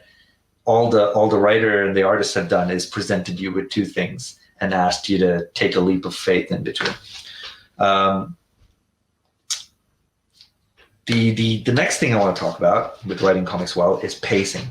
And pacing for me was the hardest thing to learn in comics, because there's no instrument, no tool to actually demonstrate its existence outside of just reading a comic. And so it's this weird thing where you have no idea if it's going to work when you're writing it. And the only way you get to experience whether you've been successful or not is when you see the final product with the lettered pages coming in with the art. And the way I got around that sort of handicap, if you will, and learned how pacing worked is to study comics that are out there. And by study, I mean really tear them down. So I remember very specifically at the time I was reading 100 Bullets, and I would take every issue and create, this is going to sound neurotic, but create an Excel sheet with page 1 had so many panels, this is a word count, average word count per panel, average number of balloons per panel, and do that for a series of issues. And you start noticing all kinds of weird patterns in between. For instance, at least in 100 Bullets, Azuela and Riso never repeat the same panel count for more than 2 pages in a row. Never. In all the issues that I studied, there were no 3 pages with 6 panels each. It was always 6, 6, 5, 7, 7, 4. And you realize what they're doing is they're varying the pacing. They're never letting you sit still with the same kind of pacing. And so you start questioning, okay, what does that do versus having an entire comic that's just 9, 9, 9, 9, 9? And they have 2 very different effects on how they're read. The next thing you start noticing is, okay, the bigger the panel, more the number of words. Is that always true? And you start seeing patterns where you have bigger panels that are not dynamic, that are scene setting. If you have narration boxes there, they tend to have more words, which means the words are actually encouraging you to spend more time on a panel where there isn't necessarily much stuff happening. Same thing, you have a big panel with lots of action going on. You won't see a lot of words on there because the art in itself is encouraging you to follow the action and spend more time on a panel. So really what your endeavor is when you're pacing a comic book is you are trying to dictate, to whatever extent you can, how quickly a reader reads a page. What panels do they spend the most amount of time on? And do they spend that time there because they're looking at the art or because they're reading your narration boxes? If you can achieve a measure of control over those things, you will have written a well-paced, or at least an intentionally paced comic. The biggest thing for new writers, for at least me when I first started writing comic scripts, was it used to bother me to all ends that I don't have a control over how this page is being read. And to an extent, you never will, because some readers are going to read it faster than you intended them to. But if you can derive some correlation between end result of how something is read and use that to make choices when you're scripting, your comic will be better for it. And so with that in view, my last tip/trick for writing comics is, when do you write dialogue first versus when do you write visuals first? And again, I'm gonna go to Kieran's tweeting to this. I remember Kieran Gillen tweeted parts of his script writing process before, where I was surprised to learn he and I did the thing the same way, which is just write down all the dialogue, blah, blah, blah, blah, blah, people talking to each other. You don't write the action, you don't describe it. And then you kind of section off the dialogue in ways where you feel like, okay, this is how I want the reader to read this. These are the chunks that I want them to read them in. And then you decide, okay, these are the number of panels. This is what happens in each panel. But I think there is equal weight to designing a comic book page where you go, this happens, this happens, this happens visually, and then going, okay, where do I fit in my narration? What do I have to write? Where do I fit in my dialogue? And to me, the choice between doing the two things really comes down to whether you want the reading of the words to drive the pacing of the book, or you want the experience of the visuals to drive the pacing of the book. I think it's very interesting to read Mike Mignola writing comics because he switches between the two seamlessly, and you can read entire issues of his with barely 1 or 2 words in 4 pages, and they feel very deliberately paced. And then the same issue 4 pages later has characters talking left and right, and it still feels like he's maintained that visual pacing. And so, as nebulous as pacing is, that's something interesting to reach for. That's it. That's all I have for you in terms of me talking at you. So any questions at this point, and then we'll do a Q&A right after. Well, we do have a number of questions from our panelists here, and then we also have, like I say, some coming from the Q&A. But there's a couple which I'm really interested in, and Jack's got one regarding the rewrite process, and certainly about the page turn. Well, Jack, I've gotten into an instance with the script that I'm writing where I'm considering changing a scene that I had written far earlier in the script. Right. And what I noticed was when I altered the page count, it actually was messing up my page turns and my double fold pages that I had planned further on in the script. So I guess what I'm asking is, when you're doing a rewrite or you're condensing material in particular, how do you consider how that page count might affect pages later on in the book? Very interesting, very functional question. When I write double page spreads into a book, I lock them on my little writing software, so I can't change their numbers around. And so when I'm rewriting something, I know I'm only rewriting the chunks that live between the locked pages. So if I have a story where I need to add 1 page, and I know that there's a double page spread coming after, I better be able to add 2 pages or shrink down the double page spread into a splash. If I'm taking away pages, which usually is the bigger problem, you can't just take away 1 page before a double page spread. You have to be able to take away 2. And so, to be honest, I would always work towards the page turn, because that's why people read stories, for dramatic turns and dramatic reveals. And so if it means you're going to add another page in between, so be it. Or if you have to cut down 2 pages instead of 1, it's okay to ask an artist to occasionally draw a 7 or 8 panel page if that means you get to keep your double page spread.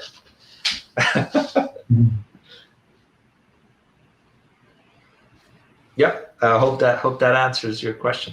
Thank you. Yeah, you were asking about software, Jack? Oh yeah, you mentioned a writing software that you use. What might? Yeah, I use Scrivener for writing comics. Specifically, I use my variation of Anthony Johnston's comic book script.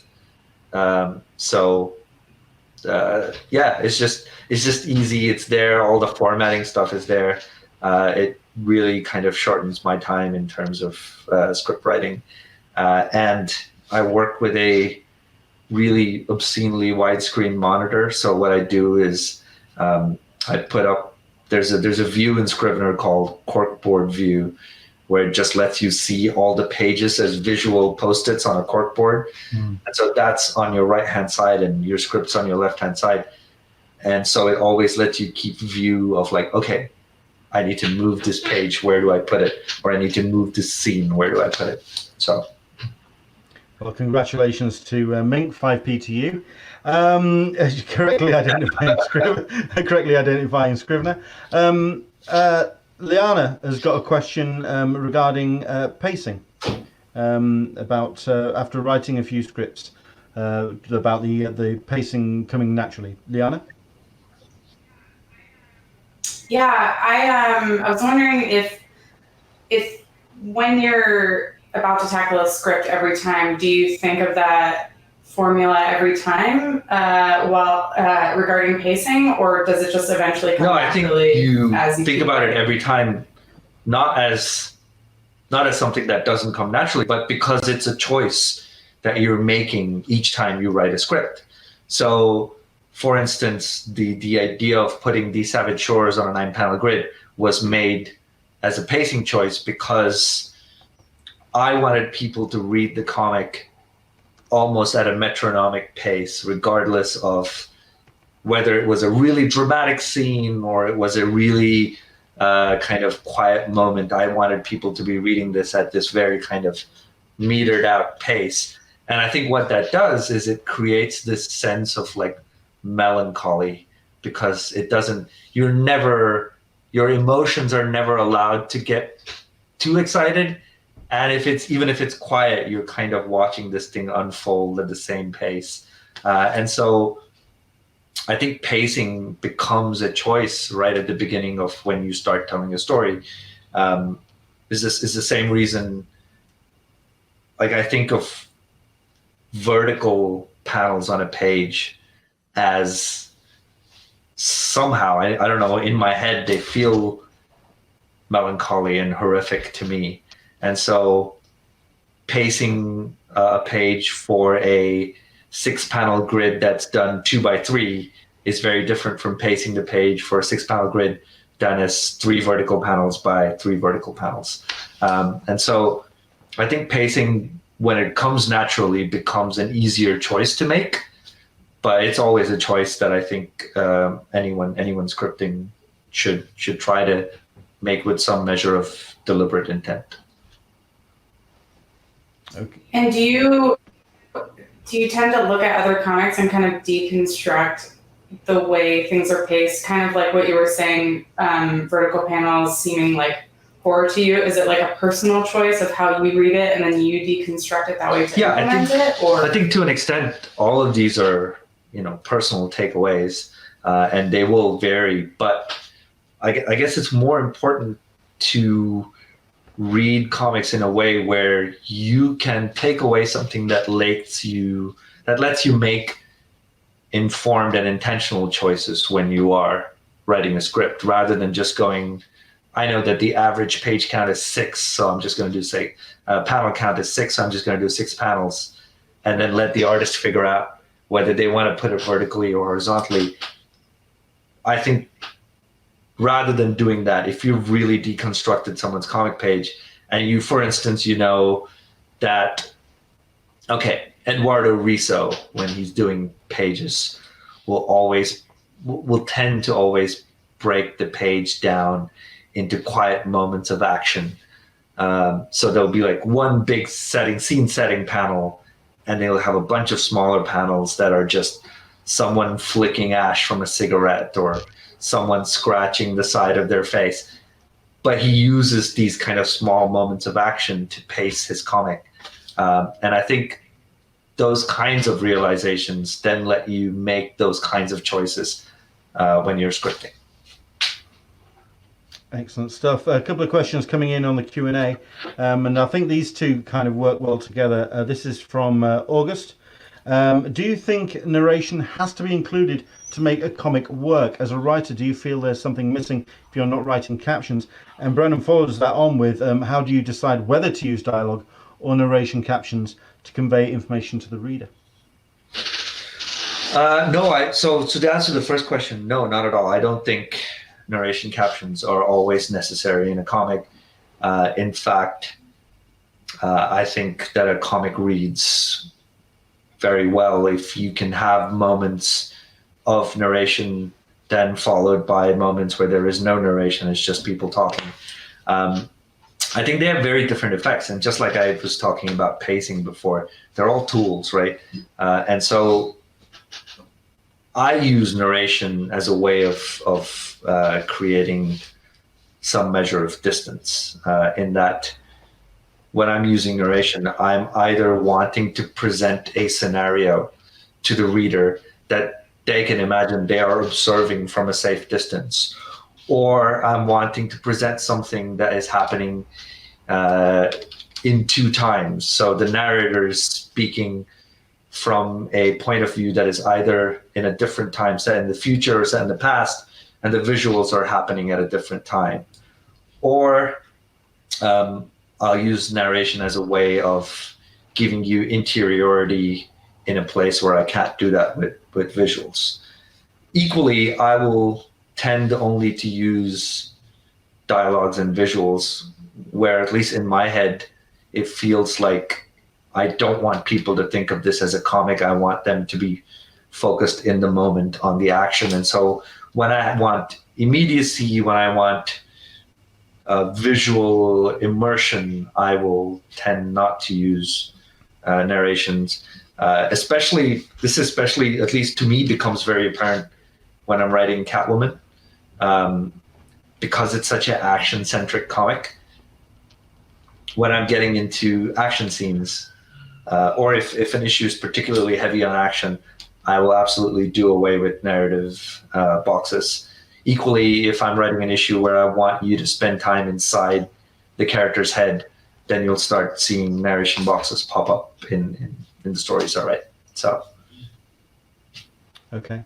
A question from Matthew Wilding, and this is regarding the comment about panel counts. Your 100 bullets versus a comic with 999 made me think of how in these Savage Shores you essentially have a grid system from page to page. Was that in the script?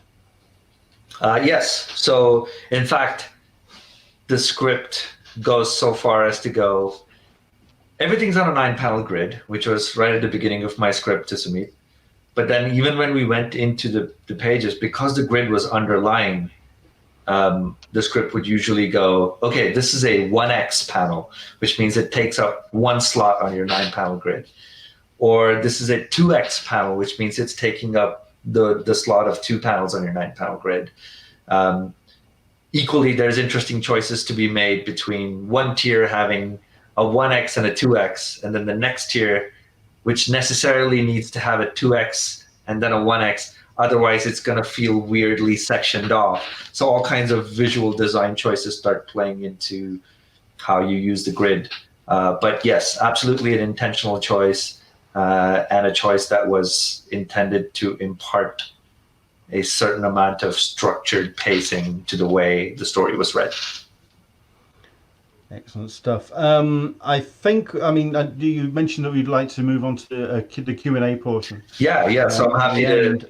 We've got a number of questions that have come in, which I'm going to go through, but we'll kind of let this be a little bit more of an open forum for our on-screen panelists. If we've got any questions that you would like to put forward. Obviously, we're not wanting all go at once, but let's see if we can be a little bit more organized about it. If you have a question, unmute them all. Go for it. But unmute yourself and dive in. Who would like to ask a question? I just have a quick question regarding kind of like page structure. When I like read comics, I really like to take into account what is the storyteller doing with the page, and I found that when I write stories, I have one page dedicated to one scene, while like some other people have the scene transition around like the 7th or 8th panel, let's say if it's a 9-panel grid. So what would your take be on having like a scene remain static for the entirety of a page?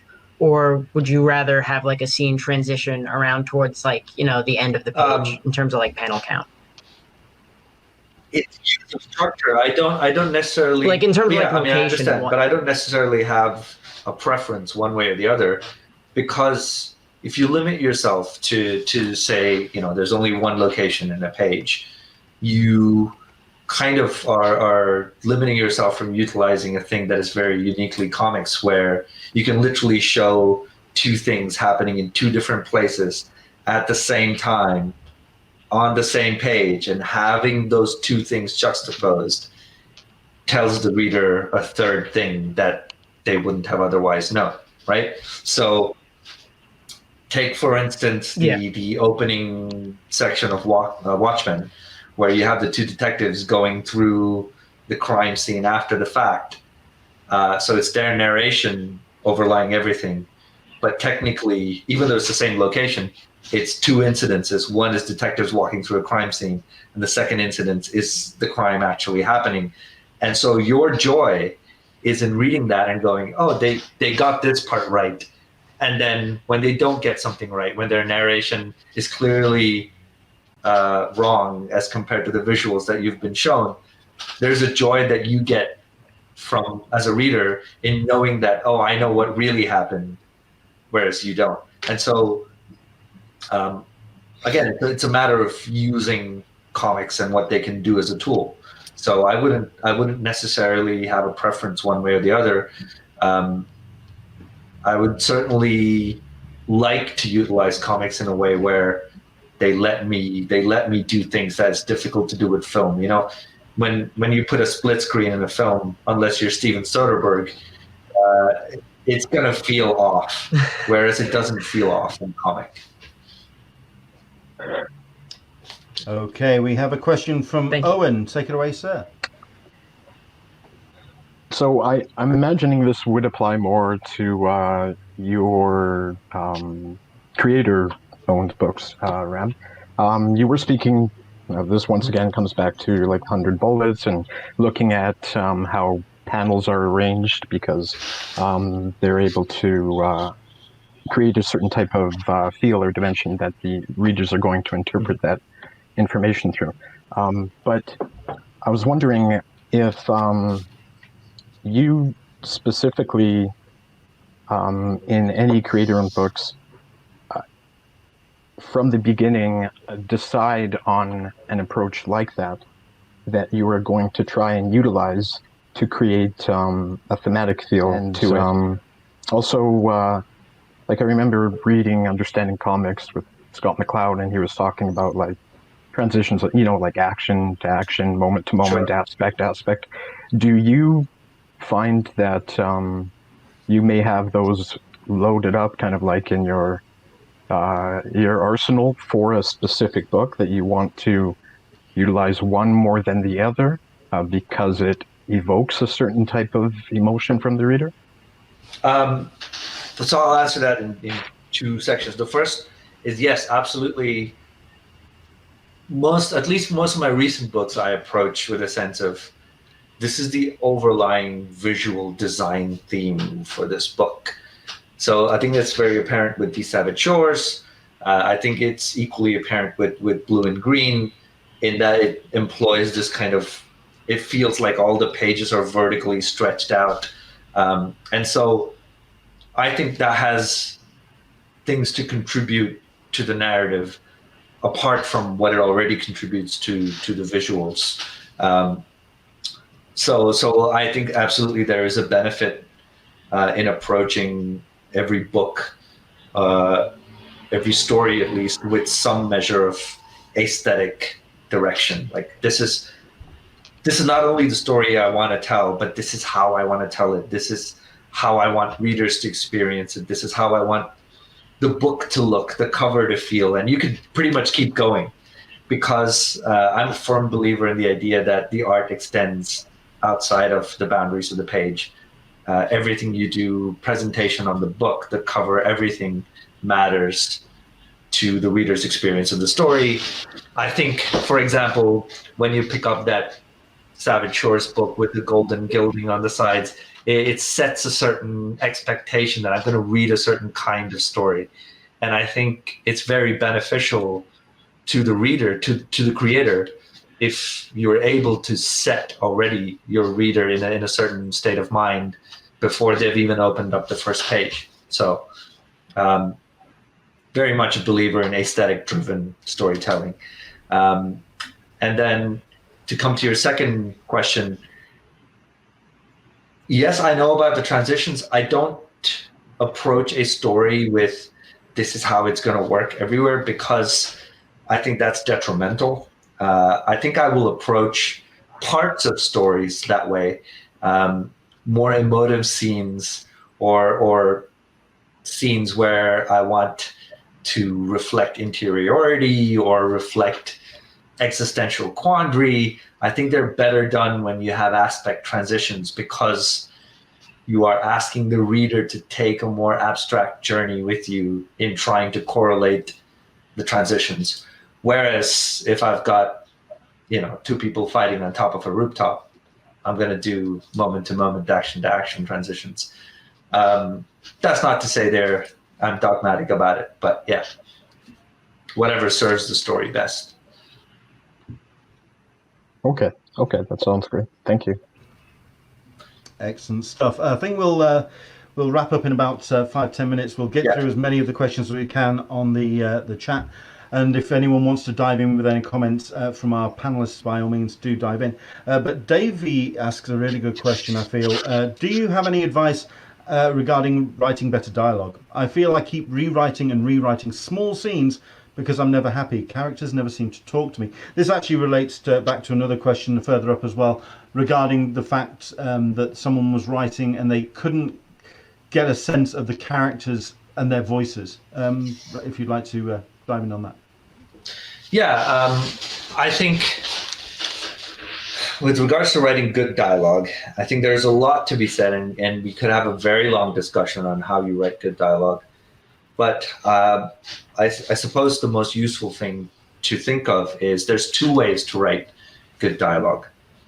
You could subscribe to the idea that people always talk the way you and I talk in real life. And so that's naturalistic dialogue. Bendis, Mamet being great sort of proponents of that idea.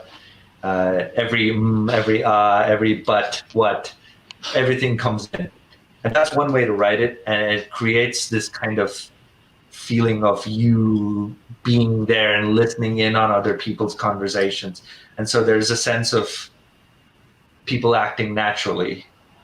Whereas there's the other school of writing dialogue where you say, my space for having people talk is limited.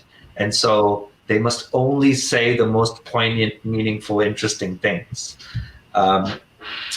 And to be honest, Mamet does that as well in places. But that's the more classical, the more theatrical way of writing dialogue, is to have people say what they're going to say condensed into a way that they deliver it to you. And I think both are valid ways of writing dialogue. If you're trying to create something that feels lived in, looked into, atmospheric, like you're walking around with a handy cam shooting people, go for your naturalistic dialogue. If you want to create something that feels operatic, that feels like I'm watching this grand drama play out in front of me, aka Miller writing Batman or Daredevil, then go for the dramatic, theatrical, everything is condensed into deep layers of meaning dialogue. As to how to generate voices, I think this is a thing that I learned from watching a lot of good TV. The best kind of TV is where characters have really distinct voices and ways of delivering dialogue. And you realize part of it comes with acting, but also part of it comes with eccentricities. You observe these characters delivering their dialogues in eccentric ways, like Matthew McConaughey in True Detective, or take anyone from The Wire. They all have really distinct ways of delivering their dialogues. Some of them, and I find this to be true of a lot of Azzarello's writing, some of them will start talking about tangential subjects and eventually arrive at the thing that is meaningful to you in reading the comic. But I think that's super important, and what that does is it gives you the sense that these characters live outside of the page. They talk about things when you're not reading the panels, where they are immediately being useful to you in terms of telling a story. So what I do when I feel like I'm writing dialogue and a character's stuck in a rut is I go, okay, how do I have them talk about something that is not the thing that I'm trying to say? And the moment you start doing that, you see that characters have a personality of their own. They take on a life of their own. Jack's asking a question regarding scripting obscure panel compositions, and then Mink would like to follow on with that if possible. Yeah. Jack, take it away, sir. So I'm curious how you script a page that has a very abstract composition. Like, let's imagine like it's shards of glass breaking with certain images within the shards. Yeah. Or one instance in particular I'm thinking of is if there's a panel that lives entirely within another panel. Like, let's say we have an object like a yo-yo, and we want to highlight the yo-yo within the panel. The way I script that is I go, hey, so I have this really weird idea for a page, and this is what it looks like. And I copy paste an image of a terrible sketch that I've done. And I just put it there, and I go, I'm sorry to send you this terrible sketch. I'm sure you'll make something 100 times better than it, but it's better to do that, in my opinion, than write some 4-page description of a really specific thing and have your artist by the end of it thoroughly confused or exasperated from having to read 4 pages of you describing how every shard of glass is falling. Rather than that, just, this is what's in my head. Feel free to take it and make it your own or do what you want with it. And there have certainly been instances of where I've done that with kind of artists who've been around and been doing this a lot longer than I have. And in each case, the artists have come back and said, oh my God, I'm so glad you did this, because I don't have to worry about whether I'm getting what's in your head or if I'm interpreting it a completely different way. I'm glad you sent the sketch. And then when you get the page, especially like I was working with Alvaro Martinez Bueno, who does really interesting panel layouts on his pages. And so what I'll get back will be, you know, like a third graduation of whatever sketch I sent him. So yeah, I think it's very much okay to send in visual pointers when you know that will save you 4 pages of text. I would be curious to hear the story of how that there's one page in these Savage Shores where it's on the 9-panel grid, Yeah. and the vampire hunter ignites the vampire on fire, and you have that incredible movement that seems to train the eye throughout the page. Is that your doing, or was that the illustrator who you were working with? It was Sumit. I actually had that page where there was a common backdrop for half the page, and people or characters were moving through that common backdrop for telling the story. Then Sumit came back and he was like, what if we flip the reading order for this? But then I went back on it. I said, well, if you want to flip the reading order, you're going to need the flame from the torch to break the border between panel 3 and panel 6 so that the reader's eye follows that. And the moment he did that, we were like, okay, it works. So It almost reads like a manga. Okay. Yeah. And I think that's the kind of stuff where you realize comics is so collaborative, because here's the original idea, here's version 2 of the idea, here's someone else's tweaks to the idea, and then here's how the idea was finally executed. So yeah, I think it's very useful for writers to have some measure of ability to converse with your artists in terms of the visuals on a page rather than the narrative aspect of it. I know that Mink is saying that Jack's question could possibly tie into a Catwoman cha-cha-cha anecdote that you could give us. Wait, what was the question? What anecdote was this? Take it away, Mink. It wasn't the question. It was just like thinking about, because his question was about how do you do unusual panel things, and then he was asking like actually about more the visual style. But then it reminded me of when you said about creating the cha-cha-cha rhythm in Catwoman in that whole. Yeah. So, and I thought that might. Yeah, basically, I'm just like, ooh, here's a thing I know in Ram's work that's that. But Yeah, no, I mean, that one was very much in the script where we were scripting panels, and this was for a Catwoman story called the 2-step cha-cha-cha, which has a very specific rhythm. So it goes 1, 2, cha-cha-cha, 3, 4, cha-cha-cha. And so we did these panels where every 2 panels you had a panel that just said cha-cha-cha. and the rest of the panels played it entirely straight, like it was a story. And so what that did, I think, is when you read that, you have that song, that rhythm kind of playing in the back of your head. So it's almost a way of creating a soundtrack to the scene that's playing out in front of you, through the fact that the panels can also act as kind of rhythmic indicators, if you will. But yeah, that was definitely something that was in the script. And at first instance, when my editor saw it, he was like, I didn't understand what you were doing here, but I can see how it works on the grid now. I think we've got time for one more question from our panelists, and then just a couple more from the Q&A just to wrap things up. We've got a question from Owen regarding the intention of holding a reader's hand. Owen, if you'd like to take it away, sir. Yes, okay. And this kind of comes to a story that I'm writing right now. I know that you were talking about the idea of trying not too hard to hold a reader's hand and really being forcing the information upon them and dictating that much. I am looking at the opportunity to kind of start in that way, to introduce a protagonist to a reader, a lot of internal narration and things like that, for them to become comfortable with that.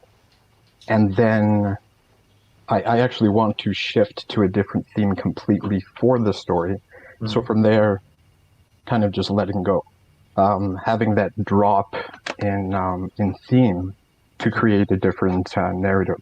And I'm wondering, have you found there's maybe an effective way to do that without making it too jarring? Well, man, I don't quite understand what you mean by a drop in theme. Okay, I guess, well, when I say when holding their hands and just kind of forcing them a lot of information, a lot of narration, a lot of dialogue, but then taking it to a point where there are no more captions, very little dialogue. It's a very visual journey then, and you have to kind of interpret, allowing the reader to interpret their own vision of what is happening to the protagonist. I guess I would ask the question as to why is there a lot of narration and dialogue in the first chunk then? Do you need it? Why do you need it? For the story that I was writing, yes, I was presenting the character in a manner that they are a very accessible and actually not a dramatic character, very humanized individual. And they have a great change that takes place to completely, I guess, to completely change the element of the character themselves. It's a change that they go through. The way I would look at this is I would look at the narration boxes and the captions. They're a tool, right? And you're essentially wanting to transition the reader from one way of that you were using them to not having that anymore, right?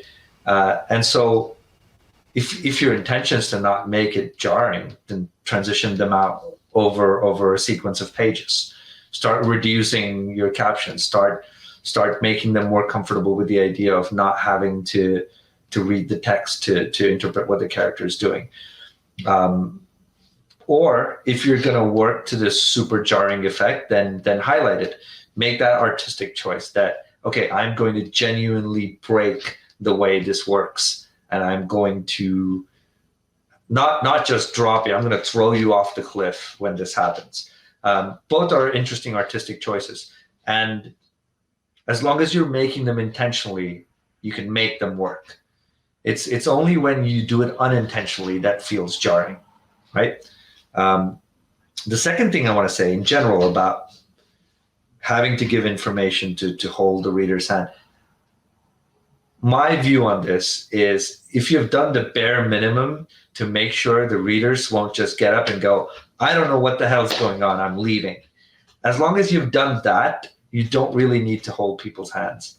In fact, as long as you've done the bare minimum, you should be looking at ways where you can go, okay, how do I make you do a little bit more work? How do I make you do take a little bit more risk? Take a step into a place where you're not sure if the floor is going to fall off. And I think good storytelling is about enticing readers to take those risks rather than worrying about, oh, am I going to lose them if I do this thing? If you're going to lose them, those are not the readers you were writing for in the first place. You have to make choices. You're never going to be writing a story that's for everyone, right?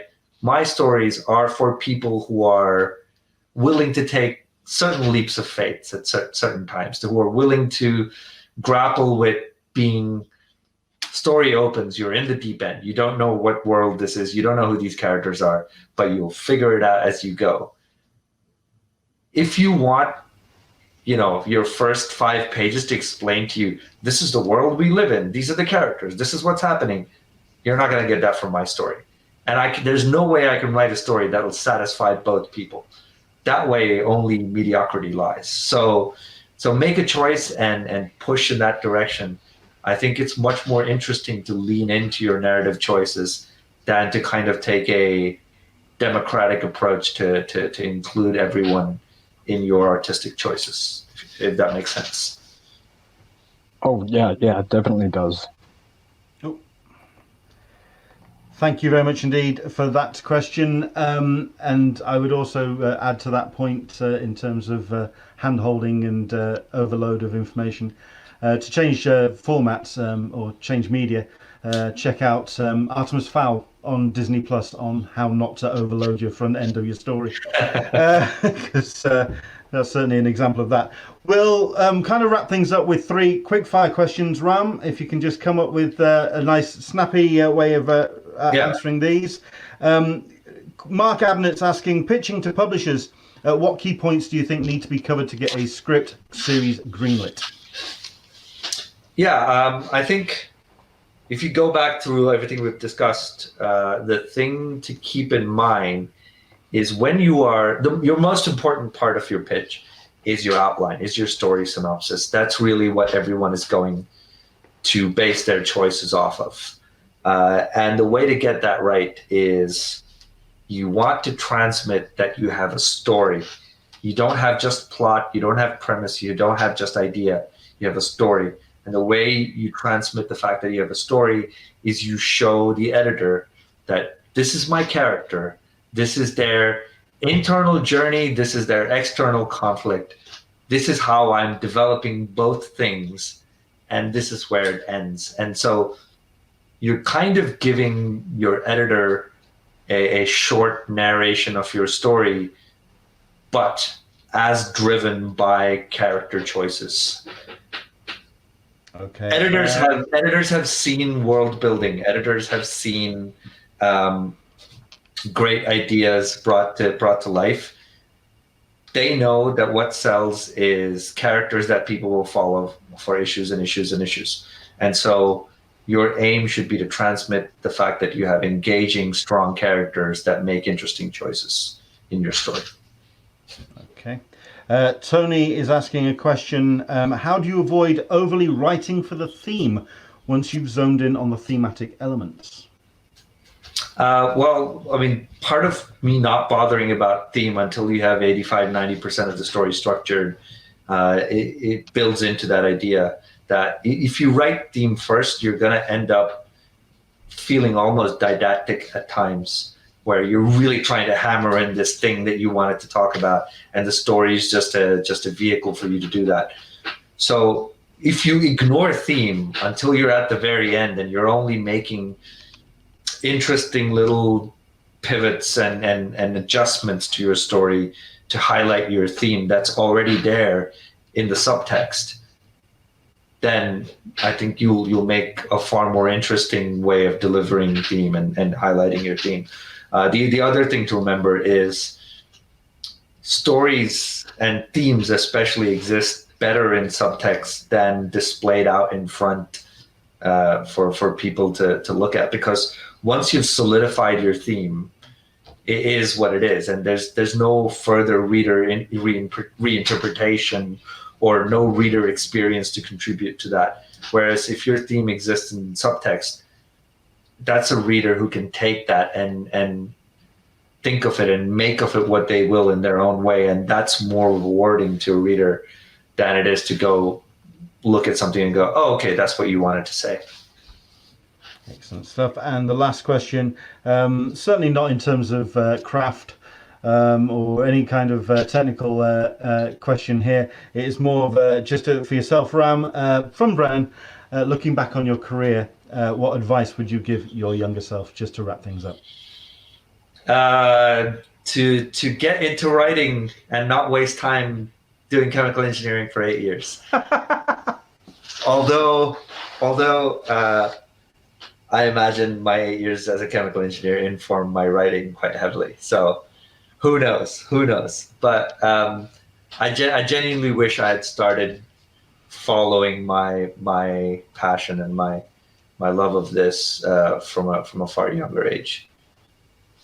Fair enough. And I think that concludes a rather long session. It's got to be said. It's turned into a bit of a marathon. But the great thing about this is what we are going to do is we're going to follow on with any comments and questions. If you do want to we're going to keep the video up on YouTube for a little while longer. If you do want to add any comments and further questions below, I'll make sure that we'll get those to Ram and possibly follow it up with Ram with a mail out or a MailChimp that he'll have done. Sure. But also we want to say thank you very much indeed to everyone watching. We'd also like to very much thank everyone taking part in the panel on screen today. All of these people have been incredibly generous and allowed us to raise a cracking sum for Barnardo's, which is the chosen charity of Thought Bubble Festival for this year. So to Mink, to Owen, to Laia, to Jack, to Jake, we did have somebody else as well, but unfortunately we did have someone fall off the grid due to his internet. Oh yeah, where did Falarin go? Yes, it's down to his internet, unfortunately. So we're going to, apparently someone's been taking notes. So we're going to get those off to him. So we'll make sure that that's the case. But thank you very much indeed to everyone who's taken part on screen. We've managed to raise a for Bernardo. Thanks again. Thanks. I just wanted to say thanks for everyone who showed up on the workshop, but also thank you to you guys for being such active, interesting, opinionated, questioning participants. So that's good. From myself, I want to say again, thank you very much indeed to Thought Bubble to allow us to put this program on. What we are going to do is we're going to take this session, trim it down a little bit, take out one or two moments where a host neglected to take his mute button off. So we're going to take those all sorted out. We're going to tighten up the edit as well, but this will be going up on Thought Bubble as part of their live festival. Do check out all the other panels which are going to be put up over the course of the weekend. I'm looking forward to seeing what Thought Bubble Online, the digital version of the festival, is going to look like. Ram, if you'd like to finish with any final thoughts, sir. I just want to say that I put out a random tweet on Twitter asking if people might be interested in this, and we got a bunch of responses, and it's just nice to see people interested in the craft of writing.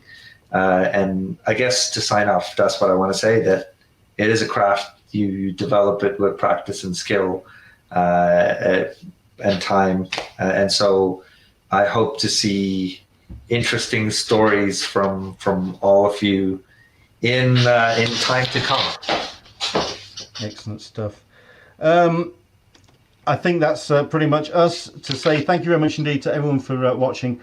Once again, do check out all the rest of the panel content for Thought Bubble over the course of the weekend. I'm sure it's going to be absolutely fantastic and possibly as informative as this one has been. For myself, Len Sultana, do take care and enjoy the rest of your festival. Bye-bye. Thanks, everyone.